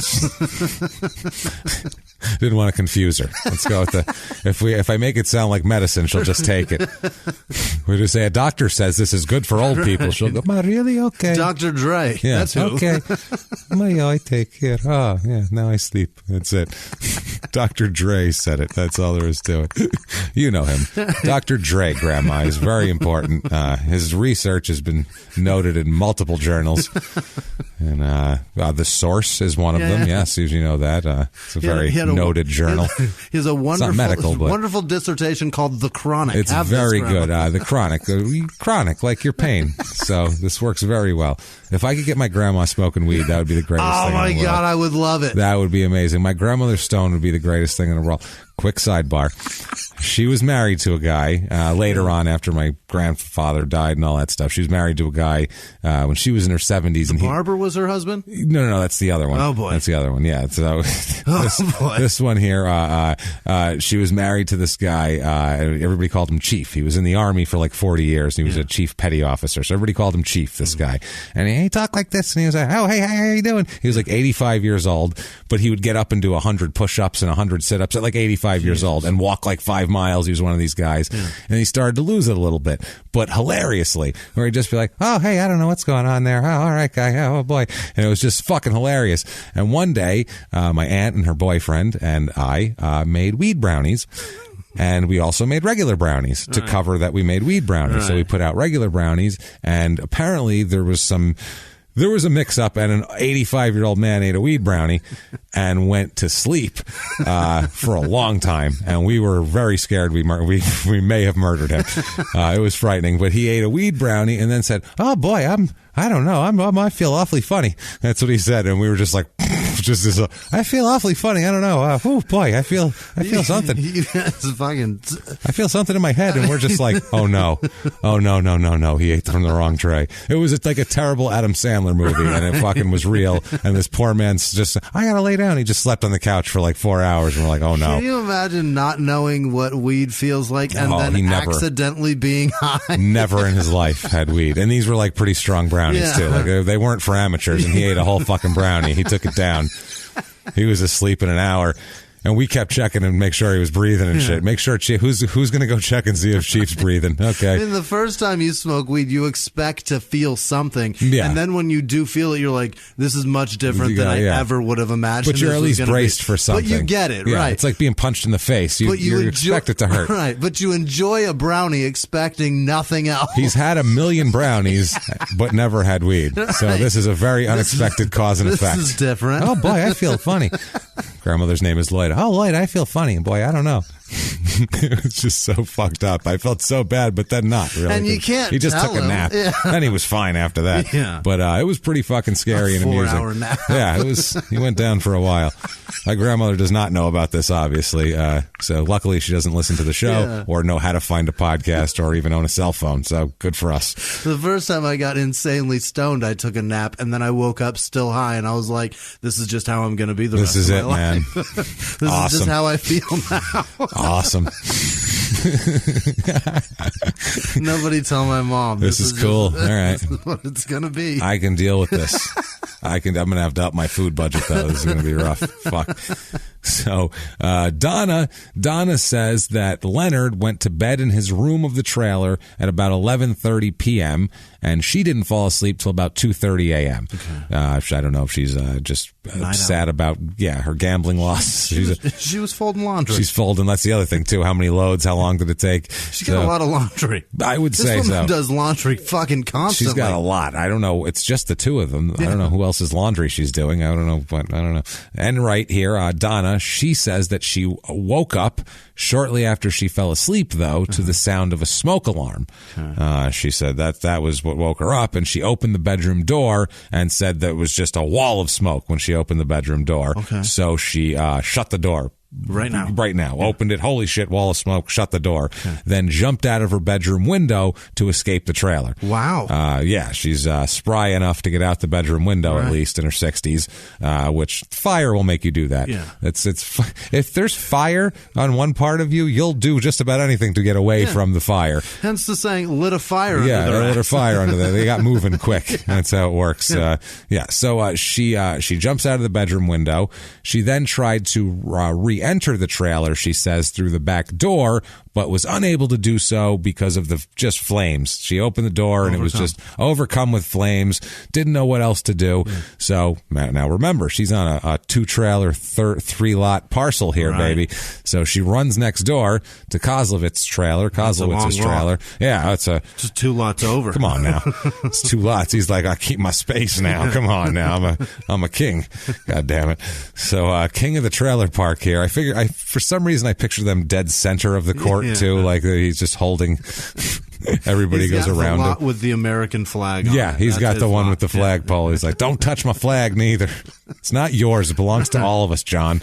I need a whole lot for Old Glory. That's it. That's about 2 for the trailers and 1 for Old Glory. So she runs next door and calls 911 at 3:40 a.m. is when the call came into 911. She then goes back, she says, with Kozlowitz and tries to enter the burning trailer through the front door. But this is, I don't know what she expected, but retreated because it was, quote, too dark. Usually fire lights things up. Plus, it's nighttime. Right. Is it on fire right there? Well, then you're good then. Did you expect it to be bright? Did the fire turn the lights on now? I don't know what you expected. Did you not bring a flashlight in the middle of the... Here's the other thing. So a fire's going, and it's raging so much that she has to jump out the window. Out the window. She goes and makes a phone call. Back call. And then comes back. Yeah, calls 911. Those things fire. In no time flat. A trailer goes up like crazy. It's all made of toxic plastic chemicals. The carpet, the wall, everything's chemicals in that fucking thing. It's made of nothing. There's tin holding in. It's a tin box of chemicals. That's it. Goes up like that. That's all it is, though. Everything is plastic. The wood's not real. The insulation's just fucking. And I'm sure they got cheap furniture in there that's going to go up. And it's man. She's probably got shit from the 70s he's still wearing because he's an old man. Polyester. He's going to go up in flames like crazy. She's not buying him new clothes. No, nothing's fire retardant in there. There's no law. There's no law. There's no law that says things have to resist fire. Right. You know how it goes. So I guess it was too dark, so they retreated. They just stood there. Well, I guess he's going to burn up in there. Oh, fuck. Leonard's in the house. Leonard's in the house. This is what I mean. Oh, my God. She jumps out the window. Leonard can't jump out the window. He's fucking old. So holy shit. Overcome by smoke. She goes in, can't do it. Oh, back up, too dark. I guess Leonard's going to die. I'm afraid of the dark, so Leonard's going to burn up in there. That poor man. So this poor fucking Leonard's still in the bedroom when a firemen get there, which it can't be fast, I wouldn't imagine. Firemen get there. Donna says, oh, by the way, Leonard's still in the trailer in the fucking bedroom. So the fire officials eventually, once they get the fire under control, they go in and they find Leonard's body. He's dead. He's partially covered by a blanket on the living room couch, where they think he'd been asleep. It looked like it. He looked like an old man sleeping that had been overcome by smoke, which I guess didn't seem like he suffered much anyway. I think it might have happened in his sleep, or he might have been stuck there on the couch, and who knows? It could have been terrible. We don't know. He may have woken up, saw the flames, and was like, perfect. I ain't going anywhere. Or we'll find out, actually. Or he could have maybe not been able to move for some reason and been stuck in a position to where he would just have to inhale smoke till he died. You never know. Oh, that's right. He was sipping lean. Yeah. So he's got problems here. So they find him there. Now, she said that he's in the back bedroom also. That's another discrepancy. So when she entered the front door, he would have been right there, and dark or not. So, yeah. Grab him, exactly. So eventually, an autopsy reveals that Leonard died of carbon monoxide poisoning from smoke inhalation. Well, at least he wasn't burned to death, thank fuck. Also revealed the presence of what they called therapeutic doses of sedative drugs, Benadryl and codeine. So they doubled him up on sedatives. If you give an old man Benadryl and codeine, much like a weed brownie, he will go to sleep. That's why I told that story. That's a nap in a pill. That's a nap in a pill. It's exactly the same thing. So if you took that and you're an old man and you might not wake up from the smoke or the alarm, and you might inhale smoke till you die. How fast does carbon monoxide poisoning set in that it's pretty fast, actually. A trailer goes up like a matchstick. Oh, yeah. And burning, you're already dead chemicals. anyway. Yeah, it doesn't take long for the carbon monoxide, from what I understand, because when people accidentally do it in their garages or on purpose in their garages, doesn't take too long. If you're in a place with a lot of it, I mean, it takes a while for it to fill up. But if you're in a place with more of that than the oxygen, you're fucked. You're going down, basically. As we see it happens all the time. And now people do that with their garages now with cars. I saw this thing where they were like, this car, and it's the automatic start thing and it's quiet too.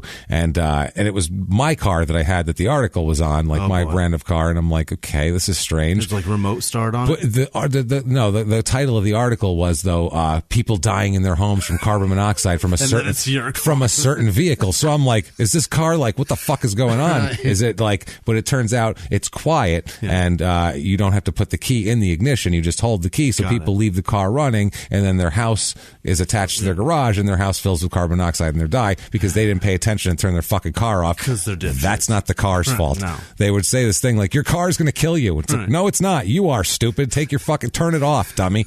That's the equivalent of saying that a specific brand, an Altima, kills babies because people forget them in the back seat. Because they forget them in the back seat. No. Their seats are so comfortable that the babies don't cry, and then you forget them. So beware Altimas. Anything you do carelessly is going to be bad for you. Yeah, it's dangerous. Anything is dangerous. So, so that kid, that girl that was text messaging with her boyfriend just a couple of years ago, and she like encouraged him to kill himself, and then he went and did it. Yeah. So he did it with like a water pump in the back seat of his truck. I imagine that was pretty fucking quick too, then, because that was it was just carbon monoxide that killed him. Yeah. Same thing. That's fascinating. It is. I don't know how long it takes. yikes. It is. I had an uncle that died of carbon monoxide poisoning. Yes, but they don't think it was suicide. Got it. He was in the mafia. So gotcha. That was, so maybe somebody started his car for him. That's what I mean. And he was in some trouble too. And so they were like, that looks like a staged suicide there.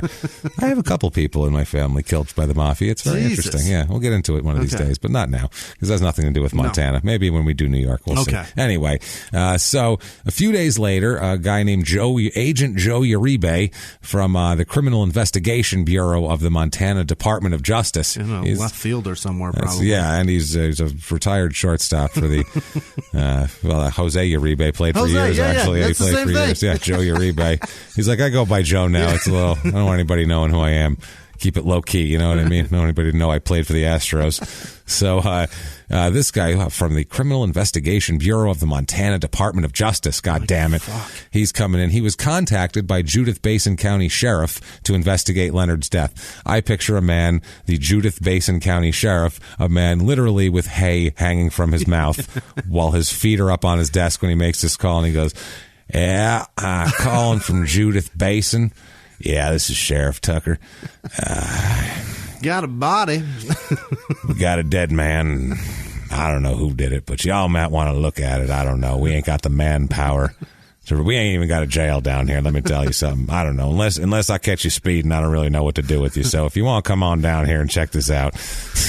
We have manpower. We need men power. We only got one man, and he's busy getting tax dollars from these speeding tickets. It's basically me, and I learned to be a sheriff through the mail. So I don't think it's going to... Let me ask something. You seen John Wayne? Have you seen him?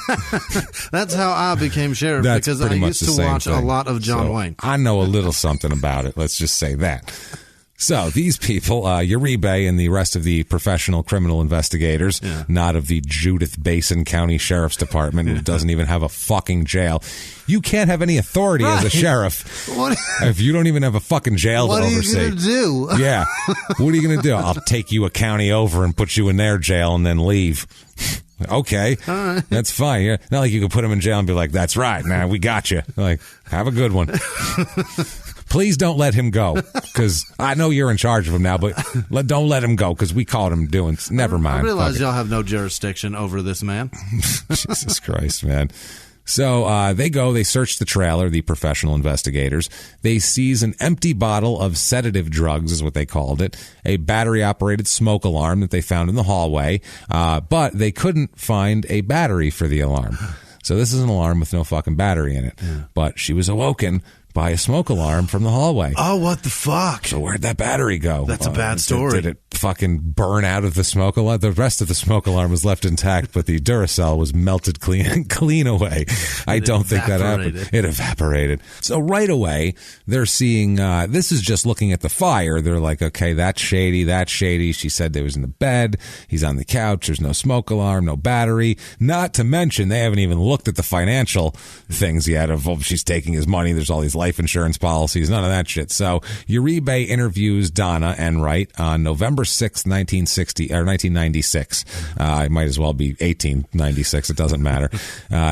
He says that she told him, among other things, that she was unaware of any life insurance policies for Leonard. She's like, I don't know anything about Leonard. Leonard has life insurance? Wow. Lucky me. Wow. Dumb luck. I sell a trailer to a guy, it burns down. He's lucky. I'm the beneficiary of how many policies? Wow. Bananas. What a responsible man. That's just 6 life insurance. That's really responsible. He must have really forgot that he had one. Yeah, maybe that's it. He bought one day and was like, you know what? I really need life insurance. Let me call this fella. The guy you called, you want? Okay, I guess. Yeah, sure. So for a week, he's just buying life insurance. He does have Alzheimer's, you know. Yeah. So Uribe also says that during the interview, Donna made a number of other statements that were inconsistent with her earlier statements regarding the fire.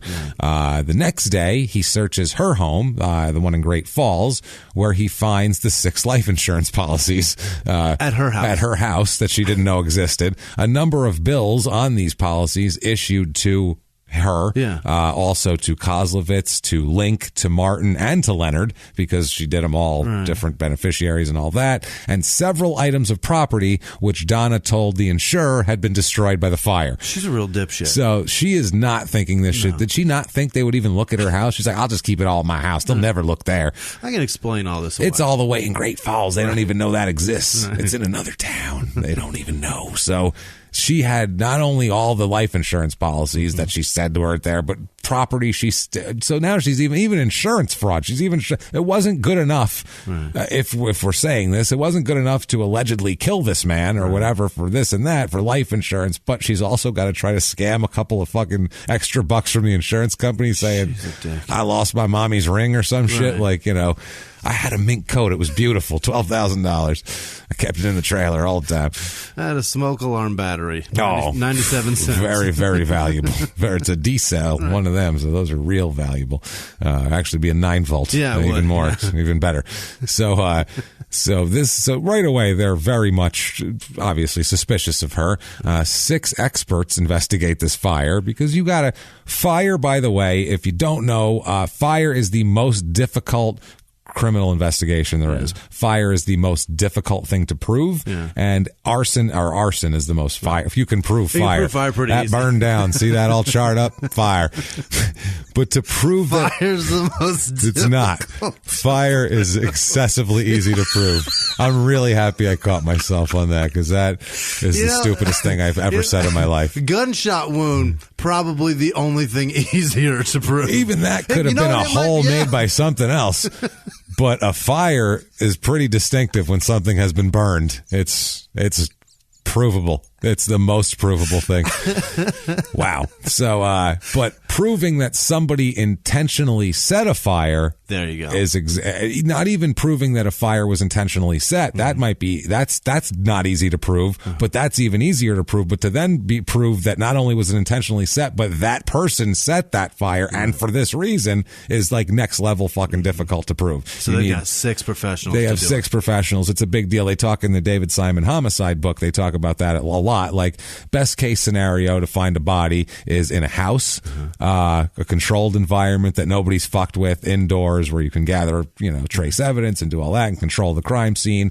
Worst thing you could get, fire. Yeah. That's the fucking absolute worst. In a trailer in the woods. In the trailer in the woods, even worse, because then there's less witnesses. Right. So that's another problem they have. So terrible to do. So they really need to do this. All of these guys, all of these people, these experts say that the fire started in a 3rd bedroom that was a storage room.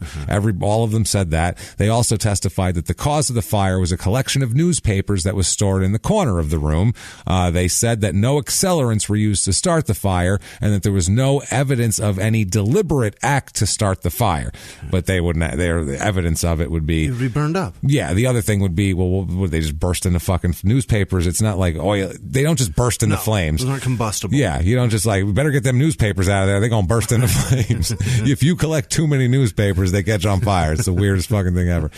So they couldn't. And also, you have to twist them to get them to. Yeah, you gotta twist them, Chet. Twist them. You simulate kindling.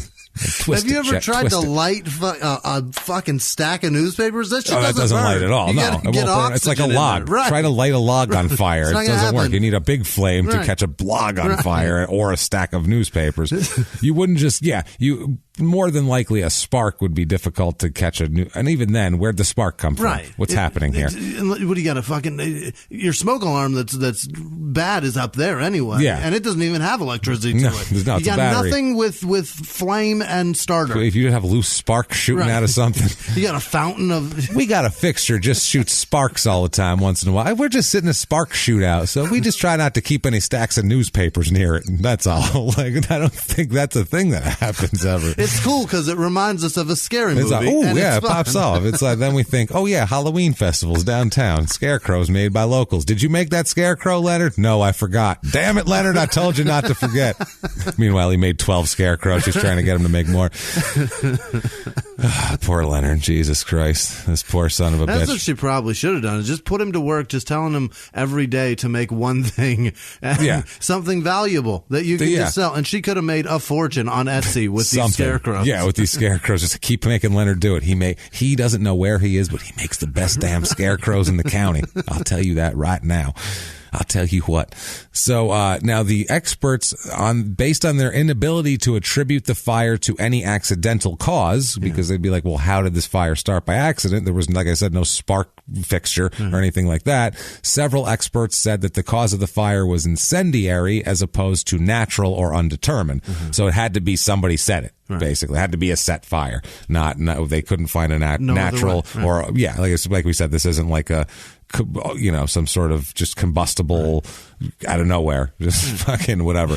So November 13th, 1996, Donna is charged in the district court with felony arson and deliberate homicide. It was later amended to include another charge of deliberate homicide pursuant to a felony murder rule, obviously. And later on, a little bit, Link, the brother, Roy Link, and Kozlovitz are both charged a few months later based on their alleged roles in this fire too. So now they're charging everybody with this shit. On November 22nd, 1996, she's arrested and she's incarcerated in the Fergus County Jail because they don't fucking have one in the county should be in jail in. They literally have to take the people next door. They're ridiculous fucking place. But before they filed the charges against Link and Enright, because they waited a while before they filed the charges against Link, Donna Enright sent him a letter. In the letter, she never send letters from prison to people you've done crimes with. They always come back to haunt you. How many of these letters have we read on the show? They're amazing, and they're everywhere. They're everywhere. Everywhere. So she refers in this letter to a, quote, team made up of Link and a few other people, and expressed concern that Link may be charged as a conspirator if he implicated her or himself. So she's trying to she's like, listen, if you implicate me, they're going to put you in it too. So I would be quiet. And if you implicate yourself, it's going to hurt me. So I would just say that you didn't do shit. And if I write a letter and say all of this, then we all get implicated. So it's fine. But I didn't think that far ahead, obviously, if you saw my murder plan. I didn't even go, she could have just had a battery in the smoke detector and then make sure there's a battery in there. And then everything else she says is plausible. She could have just said, I heard a crackling in my sleep and woke up. I heard something. Right. I don't know what it was. I smelled smoke. Right. Very specific about hearing a fire alarm, so smoke alarm. Dummy. So very interesting here. Now Roy Link, once he's arrested, files a pretrial motion to exclude the letter, arguing that it was inadmissible, which seems excessively admissible at that point.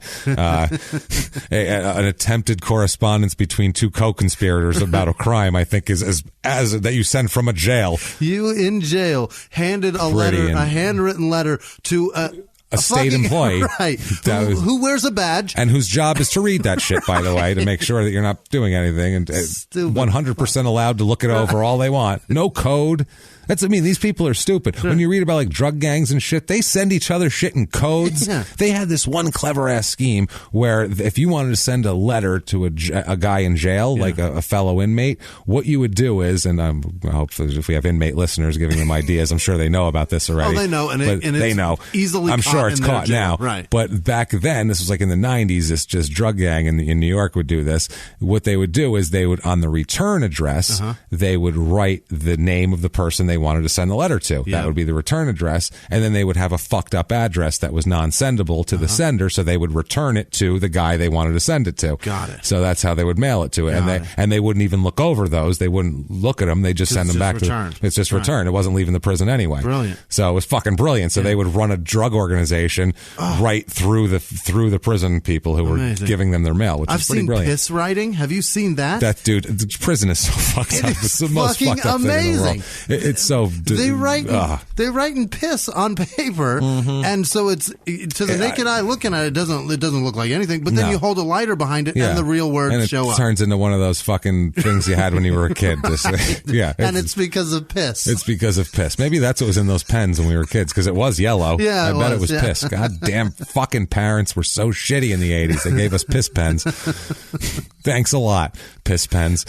So April 14th, 1997, the state files its notice of intent to introduce evidence of other crimes, wrongdoings, or acts by Donna. Okay. So they're saying, we're going to say some other shit she did in the past, and you have to make sure that that's admissible in court first. So in order to prove motive, common scheme, and non-accidental cause of this fire, the state seeks to introduce evidence that on seven previous occasions, Donna has been involved in home or automobile fires for the purpose of making fraudulent insurance claims. Oh, she lights everything so, on fire. Yeah, it wasn't just the 95 fire. She's had cars burn up that she said. She's had fucking other houses burn up that she's been involved in somehow. She's around a lot of fire, and a lot of fire that gets insurance claims. So this is her thing that she does, apparently. Yeah. Hey, everybody, just going to take a quick break from the show to tell you about our great sponsor, Madison Reed. Madison-Reed. Oh, that's right. REED.com. You have to go there, guys. Well, I should say ladies here. This is for you guys.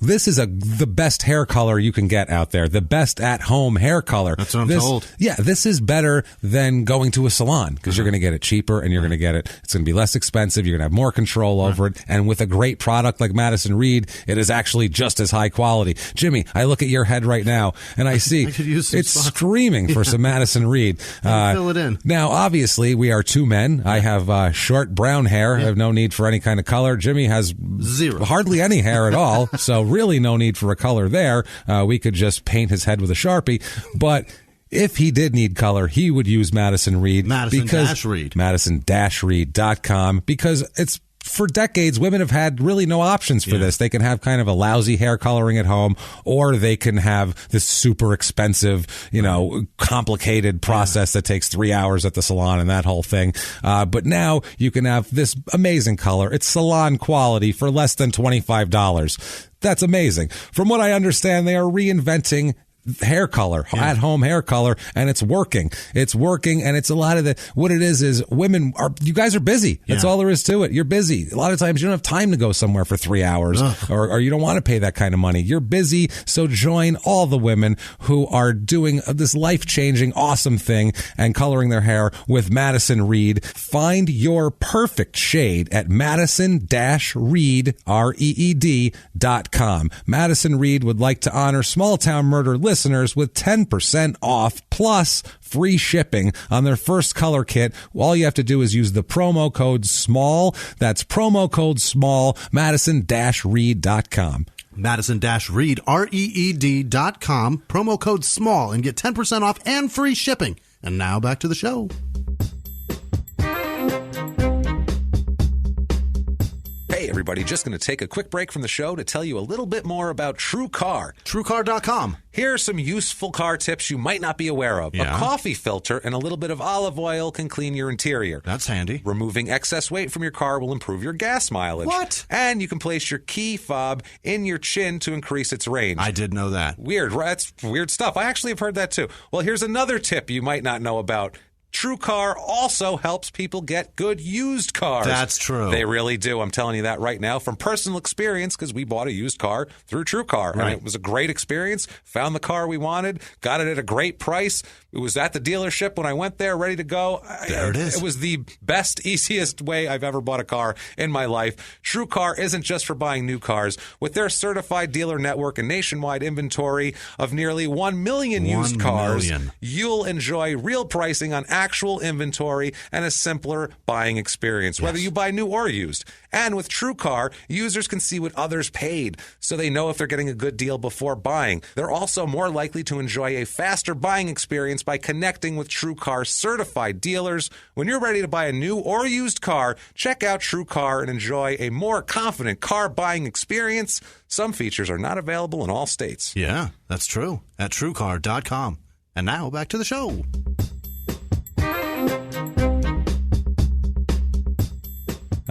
She files a motion to exclude all the evidence of previous fires and insurance claims, which, who the fuck wouldn't? Yeah. Hey, don't tell him all that shit, that the thing I just did that I've done 7 times exactly like that. Don't tell him about that stuff, please. Bring that up. Yeah. After a hearing, though, the district court granted a couple little circumstances weren't admissible, but most of them were. Basically denied most of her motion. It also said that all of the previous fires and respective insurance claims were too remote in time or dissimilar factually to be admitted, with the exception of the 1995 Great Falls trailer fire with the sale to the Kozlovitz guy. That one we can talk about. They said that one could be admitted because it's such similar circuits, even a fucking trailer. And the guy that's kind of charged exactly. with it. Right. He's there involved too. So they're all being tried separately. Okay. That's the thing here. That'll change later on. But they end up in early 1997. They end up Roy Link and John Kozlovitz also are finally they plead not guilty to murder and arson charges, as we were talking about before. They entered their pleas there. Now they don't hold Roy. Roy is free from now for a long time. Roy is out of jail, where she's being held in jail, not their county jail, obviously, because they don't fucking have one, but the other one. So the trial starts June 16th, 1997. It lasts 5 days. During the trial, the court permit state witnesses to testify about the 95 fire, like we talked about. They allege at trial that due to gambling and business losses, Donna was in need of money, and that in order to obtain funds, she fraudulently insured Leonard's life, sedated him, and intentionally burned the trailer with him in it to collect the life insurance proceeds from his death on these 6 policies that she's forged his name on. So it's a pretty solid circumstantial case. Obviously, it's a fire, so unless somebody saw her lighting the fire, there's no way to prove that she lit the fire. That's but tough. If you add in all this other shit, it's pretty clear who lit the fucking fire. So now they tried to prove that it was intentionally started, obviously, and that her actions in regard were part of a common scheme. So they sought to introduce evidence of the previous fires, like we talked about, but only that one worked out. Now, in these attempts to introduce evidence surrounding the fires, they refer to the fires as other crimes, wrongs, or acts of evidence, and they asserted that it was admissible, the whole deal. Anyway, they had this trial. We gave you all the evidence. It's a fucking mountain of evidence. All the investigators they all testify, and it's pretty obvious. It's a lot of circumstantial, but all there. The motive is all there, and the fact that she denied knowing anything about it, it's mostly from her. Yeah. That's the thing. If she would have just shut the fuck up, they would have very little to go on except that a coincidence of a fire, and maybe that's it. But the fact that she was like, smoke alarm, and I didn't know about policies, and he's in the back bedroom, all of her inconsistencies, fuck her. Now, the verdict here, they end up finding her guilty of arson and deliberate homicide, and she is ordered to serve, it's a 95-year sentence with 20 suspended, so a 75-year prison sentence. Ouch. For like a lady who is in her 60s, in her mid-60s, which is basically a death sentence for this lady. She's spry as fuck, though. She's climbing out trailer windows and moving chairs and doing laundry and fucking giving codeine and gambling till the wee hours of 8:30 at night. That's late in Montana. That's Montana midnight right there, 8:30. So, Jesus Christ. So, but they sentence her to prison. Roy Link is also convicted, sentenced to 25 years, but he is free on bond until his appeals are over. What? They let him get out on bond like he's some sort of white-collar fucking criminal. While he appeals? That's so not normal for murder. He has some health problems, too, and he's in his 60s and shit, so they're not expecting him to run away and live on the beach in South America or anything like that, but still, he should be in the next county's jail, I feel like, awaiting whatever the fuck happens to him. You got convicted of murder, mister. Fucking what the hell, dude? So, so weird. So they appeal in 1998. This is where it gets really fucking tricky. They appeal. That's decided December 23rd, 1998, right before Christmas break here. Her issues in the appeal are the 1995 fire. She says that shouldn't have been admitted at all in the whole thing. They talk about that there's evidence. They talk about that they're basically trying to say that you can't introduce this evidence because it'll prejudice the jury, and they're trying to say exactly that they should prejudice the jury the way we wanted to. They had the Scott Enlow, who was the claims adjuster for the insurance of the trailer of the 1995 trailer, the Great Falls one, discussed the fire with the investigator. He said that there was no evidence of foul play, so they're trying to use that to their favor. Like, you can't say that was a crime, but they're going, well, it's awfully coincidental, and, so it is something that happened. Something that happened. Now, granted, she wasn't convicted of it or even charged of it even. I mean, that was the thing. But still, you'd want to go, this also happened, and it's a big coincidence, and they didn't get to introduce all the others. Maybe that would have been over the edge if her car caught on fire while she was driving or something. They said no additional evidence was offered at the trial to suggest that Donna was connected to the cause of the 1995 fire. This is her talking, or her attorneys. Therefore, there was insufficient foundation to offer evidence of the prior fire as a crime, wrongful act of Enright. And they said there's no basis for analyzing the simple occurrence of a prior fire pursuant to the rule related to evidence of prior acts. Now, sorry, prior fire makes me prior laugh. fire. Now, they also say that the state would have, they're saying that the court says this now, the state would have the jury infer that something criminal was done in 1995 based on the facts in this case, and then use that inference to bootstrap guilt of these crimes charged, which is a gray legal fucking quicksand. Yeah, but it's I don't. Sorry. I get it. Yeah, but it's gray. It is quicksand. Yeah. If you start, you just went in the quicksand. Right. You started talking and you were like, shit, I need a branch, and start to pull yourself out. It's quicksand's the only way to describe it. It makes sense. And even the court says in the next sentence, quote, such circular reasoning, which is exactly what it is, has little probative value and creates a high risk that a jury would convict based on unsupported assumptions. Yeah. They said, in other words, there's no evidence of an admissible common scheme. Evidence of the 1995 fire was therefore not relevant to the issue of whether Donna committed the acts with which she was charged and should have been excluded. How about so that? They're saying they shouldn't. As the district court stated with this, blah, blah, blah, the district court abused its discretion when allowing evidence of the 1995 fire, they're saying. Issue 2 was there sufficient evidence to support a jury's verdict, which they always go for the sufficient evidence thing, and they always come back with, that's not our job. Right. Did they fuck up legally? Not our job. I don't know. Yeah, we don't know. That's the jury's job to decide. We're not it's not our job to retry this thing. Right. It's our job to find out if you were tried fairly, is what they always end up with. So that's what they come up with that. They're saying that shit doesn't really matter. They do talk about, they said that they conclude in this case, after excluding the evidence of the 95 fire, there was still sufficient evidence to support submission of the state's charges to the jury. Donna purchased 6 policies which insured Leonard's life during the 3 months prior to his death and then denied their existence. Donna and her family and friends moved furniture out of the trailer prior to the fire. They moved furniture they liked out because it's going to be burned, and then claimed its loss to the insurance company. Oh, so that was all the shit they took out. So one chair. Yeah, one chair was on there. Leonard's body. One chair and all of my gravy and memories. And mac and cheese stains. Right. It was what can you pay for what really is sentiment worth? That's what I'm saying. I'm going to say the chair's worth $25,000. Now, it was a common 1975 avocado green kitchen chair, but you can't buy memories is what I'm saying. So you can buy mac and cheese and you can buy chairs, but you can't buy memories. So, Jesus Christ. And avocado green is so hard to chase down. That and harvest gold, you're not going to find them again. You ain't going to find it again. It's gone now.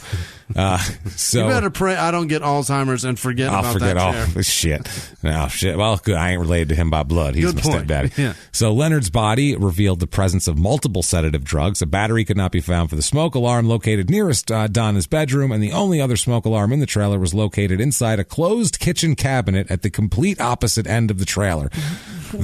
I don't know why you'd put it in a closed kitchen. What a useless place to put a smoke alarm. It seems like it was on the ceiling first, and then they put cabinets in, and then they were like, well, just fuck it. Just leave it there. Just don't move the fucking thing. just built cabinets around it. They built cabinets. Yeah, they just stuck cabinets around cut it. a hole in the roof of the cabinet and stapled it in. That's what I think they did. I honestly think so. Why else? You wouldn't put it in there on purpose, would you? Or she was like, that last one was a real pain in the ass to put up. We'll just put this one in here. Yeah, no shit. Just set it on the ledge in there. Also, and this is the worst part of it all, there were no signs of clean laundry, which Enright claimed to have left in the living room. She wasn't even fucking doing laundry. What? Not even doing laundry, goddammit. And you fucking liar. And how dare you lie about that? And the fire officials testified. Why is that? Why did she choose that to lie about? I don't know. Because they had to have a reason to go to the trailer to do laundry. Even though that's a terrible reason because you live in a city an hour away that has laundromats, you stupid fuck. So it makes no sense. And she didn't even do it. Not to mention, if you didn't lose $1,200 gambling, you could have bought a washer and dryer for that fucking much money. Put it in your house and not had to drive an hour, you dumb bastard. Stackables, $800. Fuck, man. The whole set of them. Yeah. What the fuck? Then you have $400 left to buy more laundry. Jesus Christ, man. Yeah, really. You could buy plenty.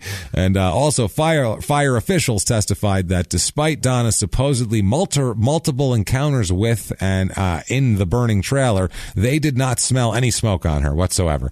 So I feel like if you were in a burning trailer and you tried to go in a burning trailer in multiple different entrances and walked in and couldn't, you would probably have some form of toxic trailer fire. So you know what a trailer fire smells like? Yeah, I do. Like a tire fire, because that's what it is, and there's probably tires in there too that are burning. So with the job that I do, sometimes trailers in this town catch on fire, and I've been to those long after it's done. Oh, yeah. I get home and I still smell like bacon. Yeah, it's like it's salting the earth. It's never going to stop. It's in you. Yeah, it's like eating garlic. She wasn't even didn't sniff a drop on her. Nothing. She's fine. So that's a really wow. Yeah. Finally, also that there was an expert opinion that the fire was intentionally started because they couldn't find any other reason for it.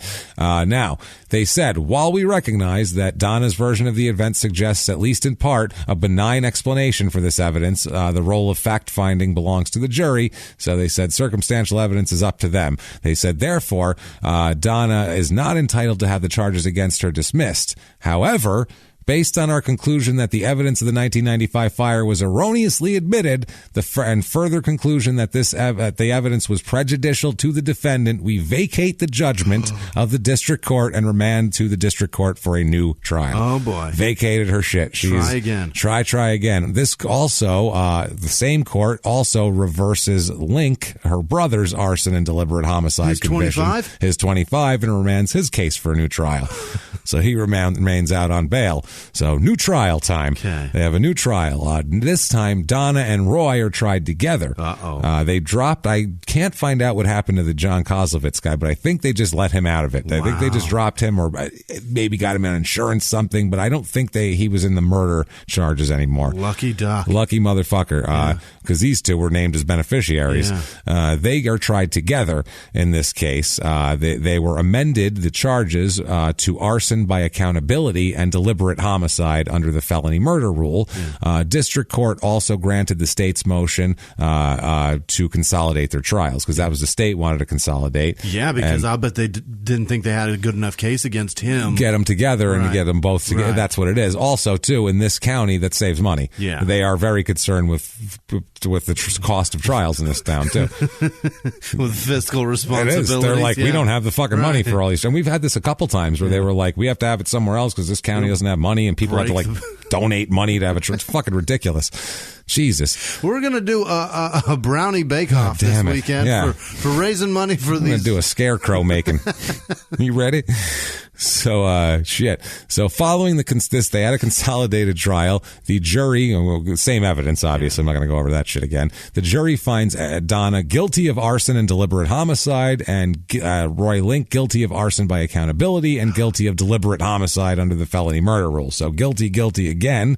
Court sentences Donna, you ma'am, may fuck off, to concurrent terms of 20 years on the arson charge and 75 years on deliberate homicide. She got more. She ends up getting more on that. Burn. No shit. That's rough, man. You get more. Like, fuck. God damn it. Holy shit, that's amazing. Roy Link was sentenced to 5 years on the arson by accountability charge and 20 years on the felony murder charge. They both appeal again, obviously, and he actually ends up still free on bond because somehow, I don't know, but she remains not free on bond. They appeal this, obviously. Sure. They talk about do their cases meet the statute. The main thing is the consolidation. They're trying to say that their cases shouldn't have been put together. They should have been tried separately, and the state fucking pushed that through. Whatever. And they should get off for that. So they end up saying that that Enright and Link's cases do meet statutory requirements for consolidation because all charges arise from a fire in a trailer house, blah, blah, blah, blah, blah. Both defendants are alleged to have participated in criminal acts resulting in the fire and death. It's not required that they be charged with identical offenses. Okay. They're trying to say, hey, he was charged with this, but he's charged as like an addition to her. An accessory. So it's basically, so it even makes more sense that they would fucking be together. Now, Donna claims that Link would attempt to present derogatory character evidence against her, evidence that would not be admissible against her in a separate trial, only if they were together. However, in their original trials, this court notes, neither defendant attempted to blame the other. Instead, they both contended that the fires were either set by others or they were an accident. So they're like, hey, we don't know shit. So they're saying, why would they turn on each other when they're together when they didn't turn on each other when they were separate, when they could have much more easily? It's a shit argument. Yeah, because when you're being tried separately, then you play the other guy as a boogeyman, and they each play. Yeah, exactly. This guy Roy, and she can go, I'm just a nice old lady, and my brother's greedy. I don't know anything. 60. Yeah, what do I know? But they didn't even do that in separate trials, so they're definitely not going to do it when they're when they're in a three-legged race together. You're not going to trip their middle leg on purpose. So they said the district court here finds no evidence that the parties' defenses would be different in the consolidated trials, and Donna presented no evidence that her and Link were hostile to one another.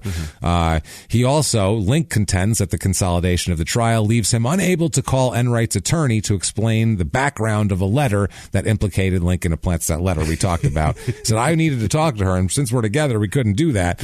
Link was unable to offer any evidence to the district court that Donna's attorney would be called to testify, and that Donna would waive attorney-client privilege to allow him to testify, or that he would indeed offer any exculpatory evidence if he took the stand.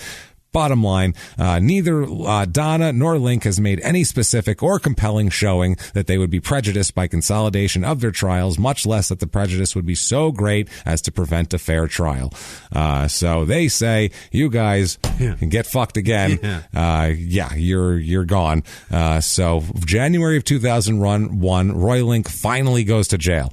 It's been 5 years almost since this fucking fire, 4.5 years, and they don't count any of that time, right? No, that's not time served. Okay. He was out on the. I mean, she's got time served. Yeah, he fucking. Well, she's got so much time it doesn't matter.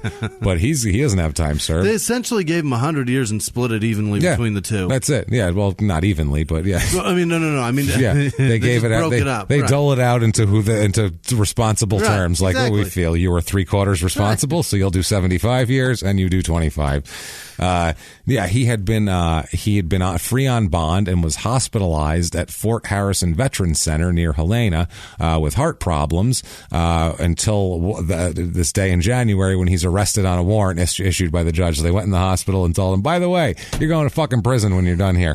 So heal up, pal. Have some of that heart-healthy tomato sauce and get your ass in the joint. Every time the cops are talking to his doctors, he's like, no, fuck, shit. No, I'm bad. I'm doing bad. He's released by his doctors medically, and he's taken to prison right away.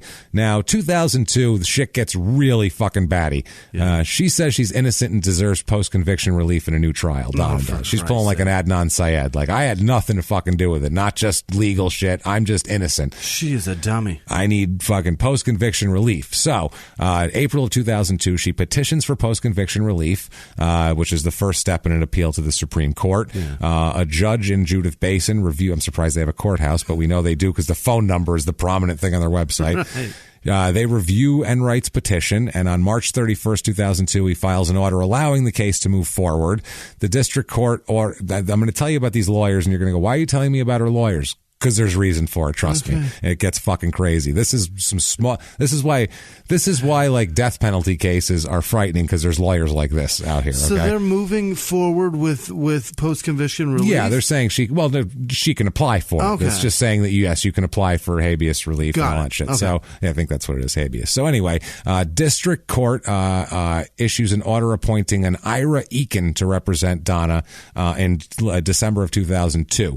The court deems Enright's habeas petition to be a petition for post-conviction relief and justifies appointing a counsel on the grounds that Enright's ineffective assistance claim was difficult to understand, and the court said she needed somebody to help her write briefs, basically. So they do assign her an attorney. Now, eventually, though, the court allows this attorney Eakin to withdraw as counsel on May 1st, 2003, after learning that he has a leave of absence planned with the office for months, for a while. So he's not going to be there. They appoint a Roberta Drew. This is the one we got to watch here. Roberta Drew to represent Enright, and the presiding judge also recuses himself for some reason with her, and then another judge takes over. The Honorable Lauren Tucker assumes jurisdiction. Now, this Roberta Drew, who's repping her, Donna says she learned that Drew had been appointed to represent her in early May, and then Drew showed up at the prison and spoke with her for about 12 minutes.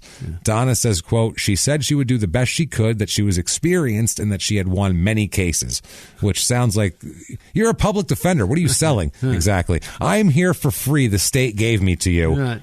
That's the sell. That's it. I've won many cases. That's my pitch. I've lost more. Lost more. I'm a public defender. Anybody tell you that shit? So Donna says from May, she didn't hear from Drew again until July 28th. And by that time, Donna said she had concerns about whether Drew was doing any work on her case and had written letters to Judge Tucker and others asking for help. Meanwhile, she had asked for and received from Judge Tucker more time. Roberta Drew did received more time to work on the case by extending deadlines. But December of that year, the judge said he was concerned about Drew's, quote, lack of action. At this point, Donna says, quote, she's a rock around my neck. She said Drew had come to the prison twice in the last 10 months to speak with her about her case, and each meeting lasted less than an hour. Drew hasn't responded to her letters or phone calls, Donna said, and that her appeal has been delayed months or years as a result, which just sucks when you're an old lady. Now, according to there's also records here that they obtained from the Montana Supreme Court that says Drew was paid $60 an hour for 38.3 hours of work on Enright's case from April to July. She was paid $2,390.19, which included $92 in travel expenses. Now, this is important. Trust me. In February, February of 2003, this Drew submits records in Donna's case that include, because they're asking why aren't you doing work? Right. So she submits to the court an obituary from October 17, 2003. That's her mother's. That's Drew's mother. She said, my mother died. Here's the obituary. She also filed 6 pages of her husband's medical records showing he had complications from knee surgery. The documents also included a quote, statement of services that show she logged more than 36 hours in the case, blah, blah, blah. So the court documents here, Drew responded to the concerns about her work case, saying she'd been distracted by her husband's life-threatening illness and by her mother's death. Okay, so those are tough circumstances. If you're sitting in jail awaiting appeals, you don't really give a fuck. But if you're a lawyer and you give a fuck kind of about part of it, yeah. You kind of just say recuse yourself. Yeah. Everybody else recuse themselves. Everyone else is like, I can't be doing this shit.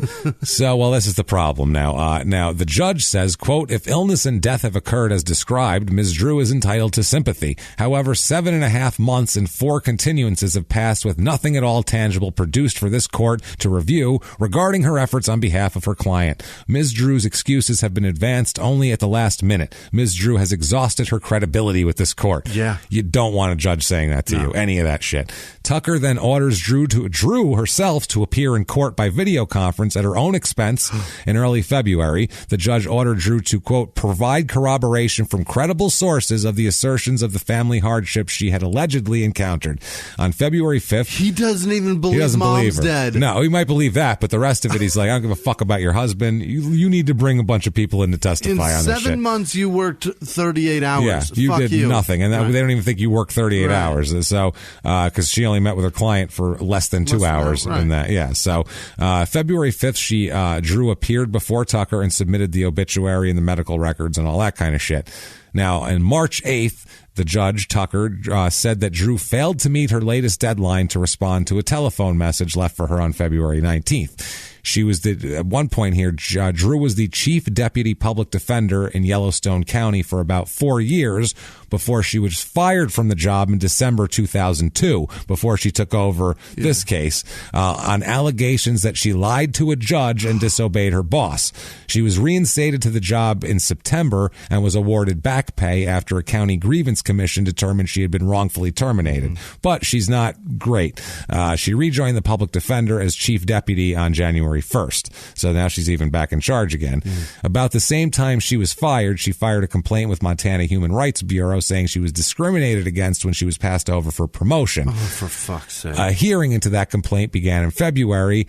Drew was seeking from the county $75,000 from the county for her emotional harm and $42,000 in back pay and lost benefits. Okay. Not a lot of money. Yeah, not too much, but it's whatever. So Drew files a federal lawsuit against the county saying her civil rights were violated.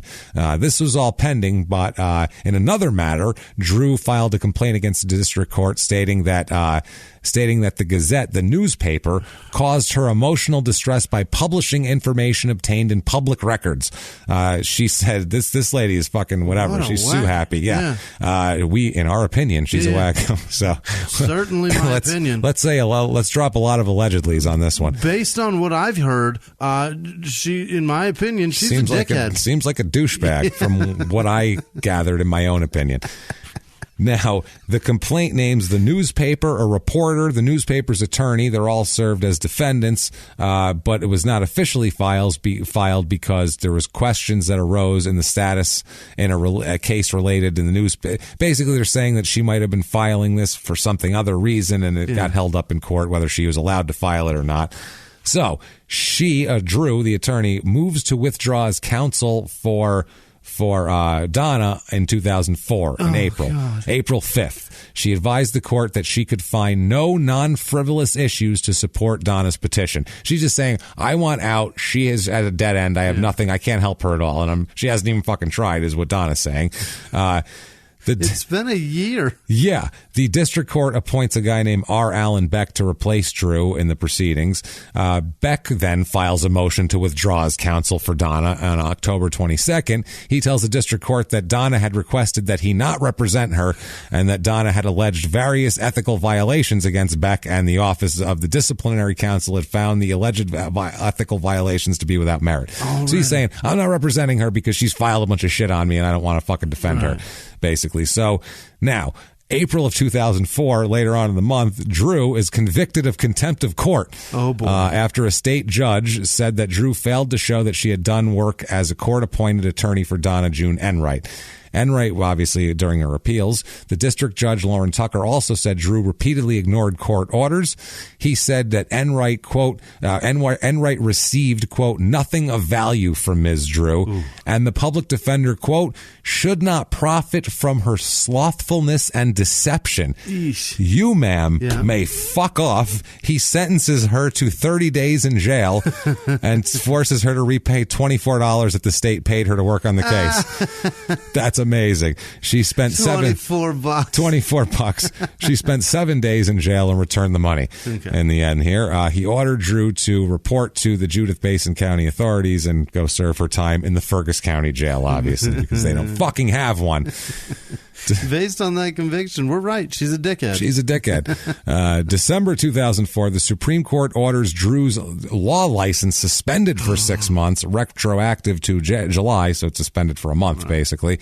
The court also ordered Drew to undergo alcohol treatment counseling and placed her on probation for 18 months, beginning with reinstatement of her license on January 13th. The probation requires that she work with another lawyer who must take quarterly reports to the Office of Disciplinary Counsel about her progress. IRS. She has to have a fucking chaperone lawyer. She used to be the boss. Now she needs somebody to literally file a report saying that she's not fucking up, that she's not getting drunk and forgetting to file papers. That is a fall from grace right there. She's a fucking dickhead. January 26th. She is, though. Fuck, I'm sorry. I mean, I know it's not nice, but she is a dickhead. Yeah. So January 20th, or in my opinion, she's a dickhead. In my opinion. January, allegedly. yeah, allegedly. She's got a penis from her neck. From her forehead. January 26th, 2005, Roberta Drew, who is the former, obviously, blah, blah, blah, was publicly censured by the Montana Supreme Court for failing to adequately represent Donna Enright. So she's now censured by the court. This is after her license was reinstated. 13 days later, they censure her. They say, we don't want you anymore. 2006, back to Donna, her next appeal is thrown out. She's running out of options and fucking lawyers. It's not like there's a lot of public defenders in the middle of nowhere in Montana. Like, you get what you get. So no one wants to represent her. I hate this lawyer more because she's making me feel bad for a woman who did the worst fucking thing ever. And I'm sitting there, too. While I'm doing this research, I'm going, do I feel bad for her because she's an older lady? Right. I have like a soft spot. I grew up with both my grandmothers very close. I have a real soft spot for old ladies. Like, I don't want anybody fucking with old ladies or anything like that. You leave old ladies the fuck alone. They've been through enough. You know the kind of shit they went through back in the day? Their husbands used to beat the shit out of them, and that was considered fine. They've been through a lot. And if they were still alive, they'd still be doing it, and they'd accept it because it used to be the time. Yeah, leave these fucking old ladies alone. So that pisses me off. I thought about that, and then I'm like, no, it's the matter of everybody deserves whatever piece of shit you are, whoever you burn up in a trailer fire, you deserve the fair legal system. We have to have that. We can't have public defenders who are this terrible, who don't give a shit. Because how many times this Donna Enright was on top of this shit because she's an old lady sitting there, has nothing better to do. She's it's either that or write letters to, fucking her food company. She's writing letter to Nabisco about something, like fucking Mort on Family Guy about crackers, like that, just writing complaint letters. Other than that, she keeps could get track. on the laundry team. Yeah. No, she didn't do any. Remember? She's bad at laundry. They'd find out she's a fraud. But like, I don't know. I just look at this whole thing. It drives me nuts. You need to be represented decently, even if you don't deserve it. Like, it's just the way it is. And otherwise, our system is garbage. The thing we put in place is to get everybody a fair shake. How many public defenders fib on all this shit and all the work they're put in, and it's detrimental to their client's case. And that's why we are both not happy with the death penalty, but we want people to die. We want them to die, but not in a shady way. I want it to be all on the up and up. I don't want them fucking represented by somebody like Drew. And this is what happens. So you can't unless every case is perfect, you can't make it. So, and this is the problem. Every case obviously isn't fucking perfect. So she's waiting for all these appeals and running out of time. And then August 28th, 2015, Donna dies. Oh, no. She died at age 81 at the St. Vincent Healthcare in Billings. They said that she died. She had some old people problems for a long time, but she died of natural causes at 81, pronounced dead at 9:14 p.m. And that is Donna's case. Wow. Not in a trailer fire. Not in a trailer fire. She died comfortably in a hospital, which is more than we can say for poor Leonard, who died horribly. And, actually, he was drugged and had smoke inhalation, so it's not the worst way to go. You know what? If you're going to kill me, drug me up and then burn my shit down. Then that's perfect. I'll take it. Just I don't know any better. On fire, probably. No. The blanket was still intact on the guy. Yeah, they still found him in there, I'm sure. Well, it was in a trailer, so it was probably dirty to begin with. She didn't wash it. I was going to say, and no laundry was done. So you know it was fucking dirty. You just know for a fact it was dirty. That case is just, I don't know what it is about it. It's dirty. It's dirty. Well, like, she obviously, I'm pretty sure I'm 100% sure she did this, obviously, based on all the evidence. It seems like she did it, but I just hate putting old ladies in prison. I don't know what it is. I feel like we could come up with something better. They're old ladies. They're not out there like, they're not going to go fucking rob banks and shit. Right. Put them in some kind of brownie baking program. You know what I'm saying? Slave labor? Yeah. Well, they make prisoners do other shit. They put them on road crews and shit. Get them in some, not in prison though. Just get them in some like work camp thing. I don't know, like a day day labor, like work release program, sort of, something. where you keep them in kitchens all the time and make them bake things or whatever they're fucking good at. I don't know what old ladies do. Make them knit. There's an AIDS take care quote. of feral cats. I don't fucking know. Something. They'd be good at that shit. Make them do like a murder victim quilt. Yeah, all there the you ladies go. That have to be in there for a long time. Make a quilt. Accept like drawings from children who aren't their grandkids, who have dead grandparents, and go, that's wonderful, dear. I'll put that on the refrigerator. Make them do that. I'll staple that to my concrete wall. That's it. Yeah. Make them watch people's kids on the weekends while they go to the movies or go out and get drunk and then have sex. And you sit with them, make them watch a movie, and then use them as like like grandparents. Right. Like a revolving door for like grandparents' day. Yeah. That's what I mean. Send them out to schools to sit auxiliary with grandparents. I feel like grandparents are a really big thing in kids' lives, and kids who have dead grandparents, I feel terrible for them because I learned my parents taught me shit. Nothing. I learned everything from my grandparents who were like old and always giving advice and shit like that from other countries. That's what I mean. We need that. So this lady has something to offer. Yeah. Let's make her do things rather than just making old ladies rot. Old men, go fuck yourself. Yeah. Keep your saggy balls in your jail cell. I don't give a fuck. But old ladies are important. Damn it.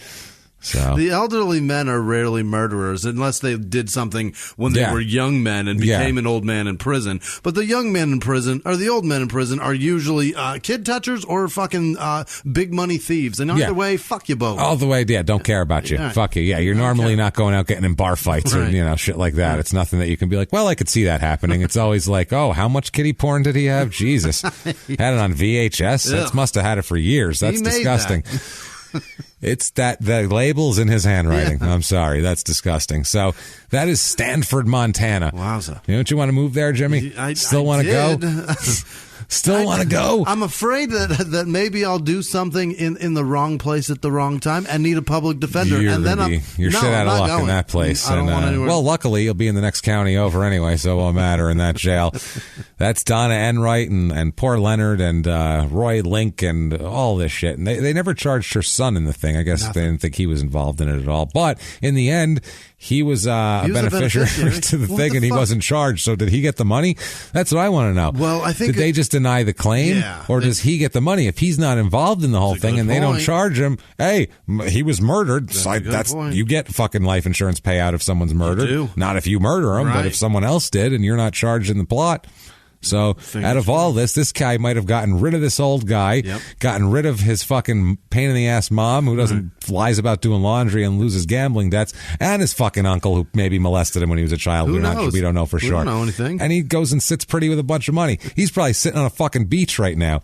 What do you want to bet it was like $25,000? It probably was. All of it together, all of it combined. Well, this policy's for $1,200 and this policy's for $2,600. This one's my gambling money. This is my gambling money. Gonna get that back. Every time she loses, she goes and gets a new policy for that amount the next fucking day.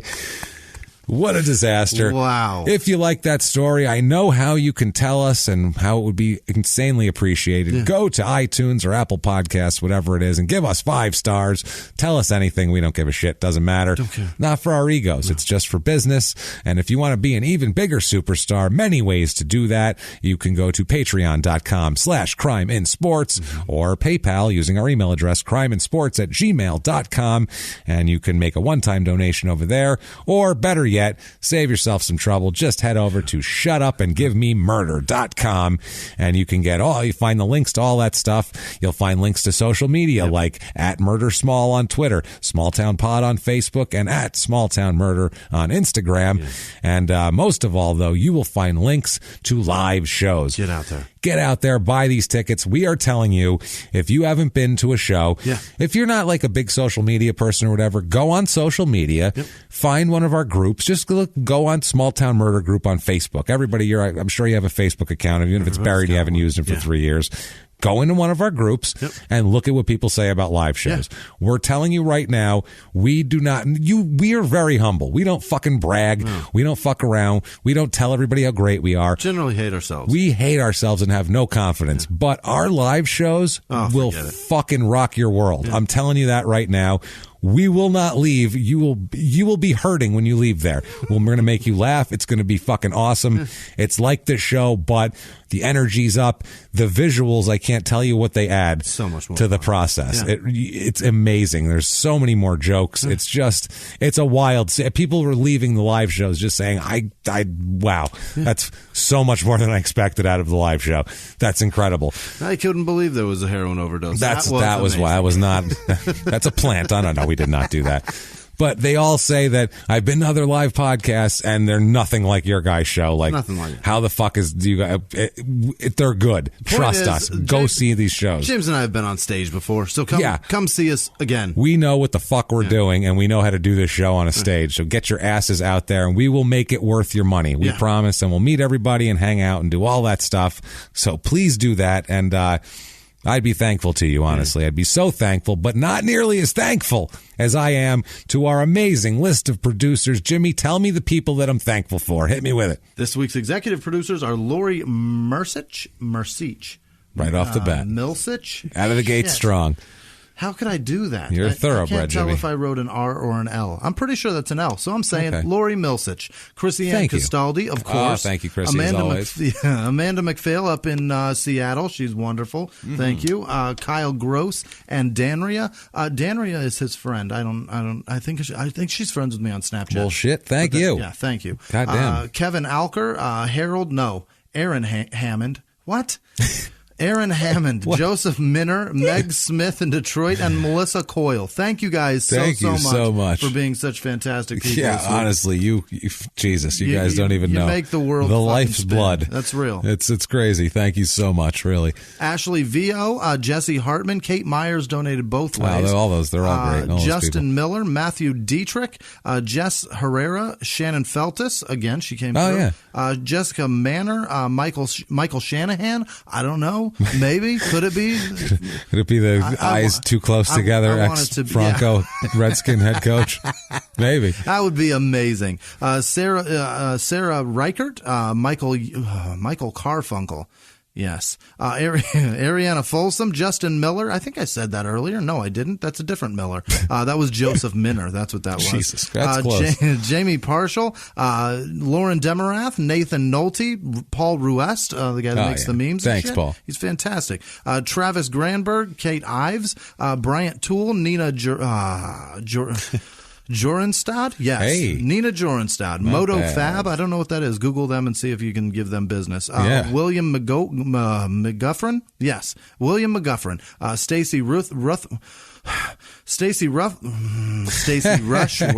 That's what it is. Sarah Rush. Melissa Allen and Hiccup. That's right. Oh, they're in L.A. That's the gal that came to the show. Her dog's name is Hiccup. That's what it is. Ah, yes. I wrote that. I don't know if she put that in there, but I know I wrote that. And I can't read. Mariva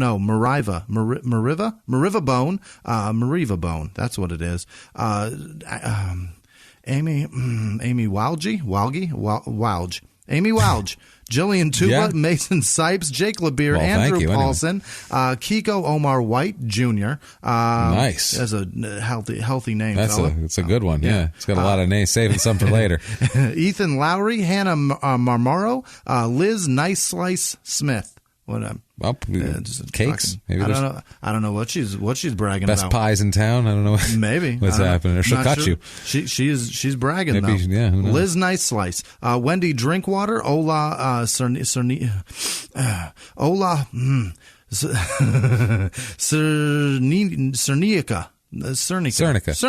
Yeah. You nailed it. It's Good an work. Italian name. That's why. What's the first name?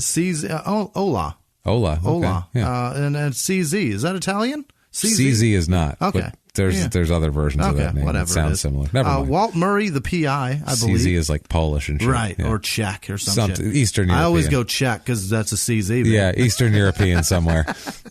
Ethan Lowry, Oli Gray, Steve Schnell in Philly. The scientist, Metal scientist. Fantastic. He's awesome. Jeff Dalkey, Danae Ryu.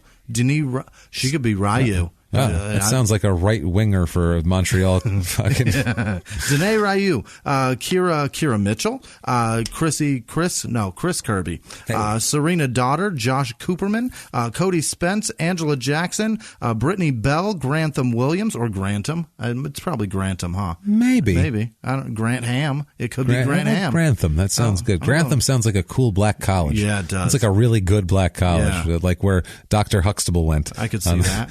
He went to Grantham. Yeah, it's a good school. Or it's like hard-nosed fucking football school. Either one. We go to Grantham. Yeah. You can fucking bring your team down here? Yeah. I don't think you will. Grambling State beats them up every year.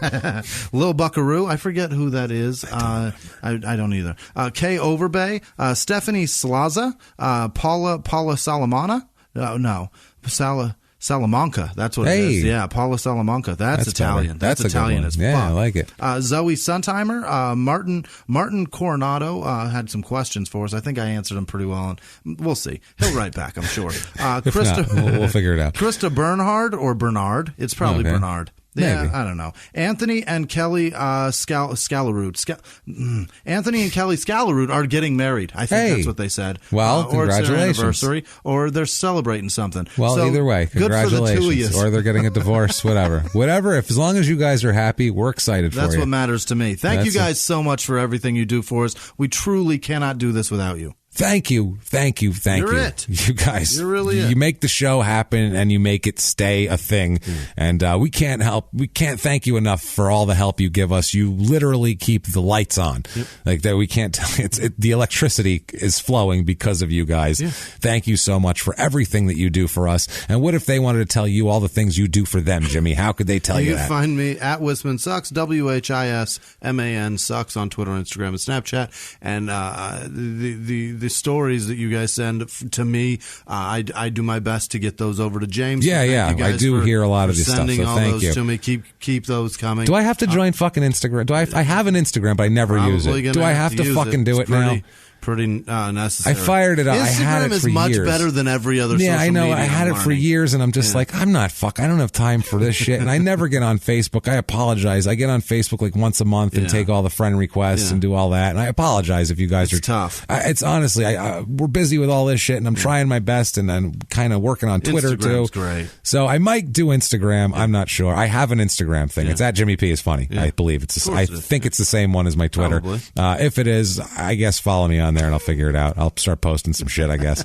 I'll ask Sarah how to do it. It's so much easier. I just hate fucking social media. It's fun because, like, on Facebook, like, the fucking feed just keeps going and going and going. It's the and worst. Twitter is even more bananas. Yeah, it's Instagram, it's like you can't just keep posting pictures. Yeah, you know what I mean? Yeah, so constantly. It slows people down a little bit. Yeah, that's true. And you got to have something to post. Yeah, your feed kind of filters slowly, and it's much easier. Well, and the algorithm, though, see. if you like the same people too many times, like Dan Cummins, fucking every time I get in there, it's right up fucking front. Yeah, because all right, Dan, I like you, but enough. I'm gonna stop hurting your shit, you motherfucker. Yeah, enough already. Enough. Instagram's no more hearts great, for you. is my point. So thank you guys so much for sending all that stuff to me, and keep those coming. I like hearing from you. What about you? Where can they tell you? I am at Jimmie P is funny. Right. So find me there on Twitter and I suppose Instagram. I don't know. I guess I'll post some shit, and also wherever else you can find me. Copy and paste my last name. Save yourself some trouble and some. Is that an I or an E or how many L's is that? Mm-hmm. Just fucking copy and paste. Don't be an asshole about it. But that said, everybody, we had a great time as usual, and we will be back always next week and the week after, and then we're coming to your goddamn town. You can't fucking get rid of us. No. You can't. And until next week, everybody, it's been our pleasure. Bye.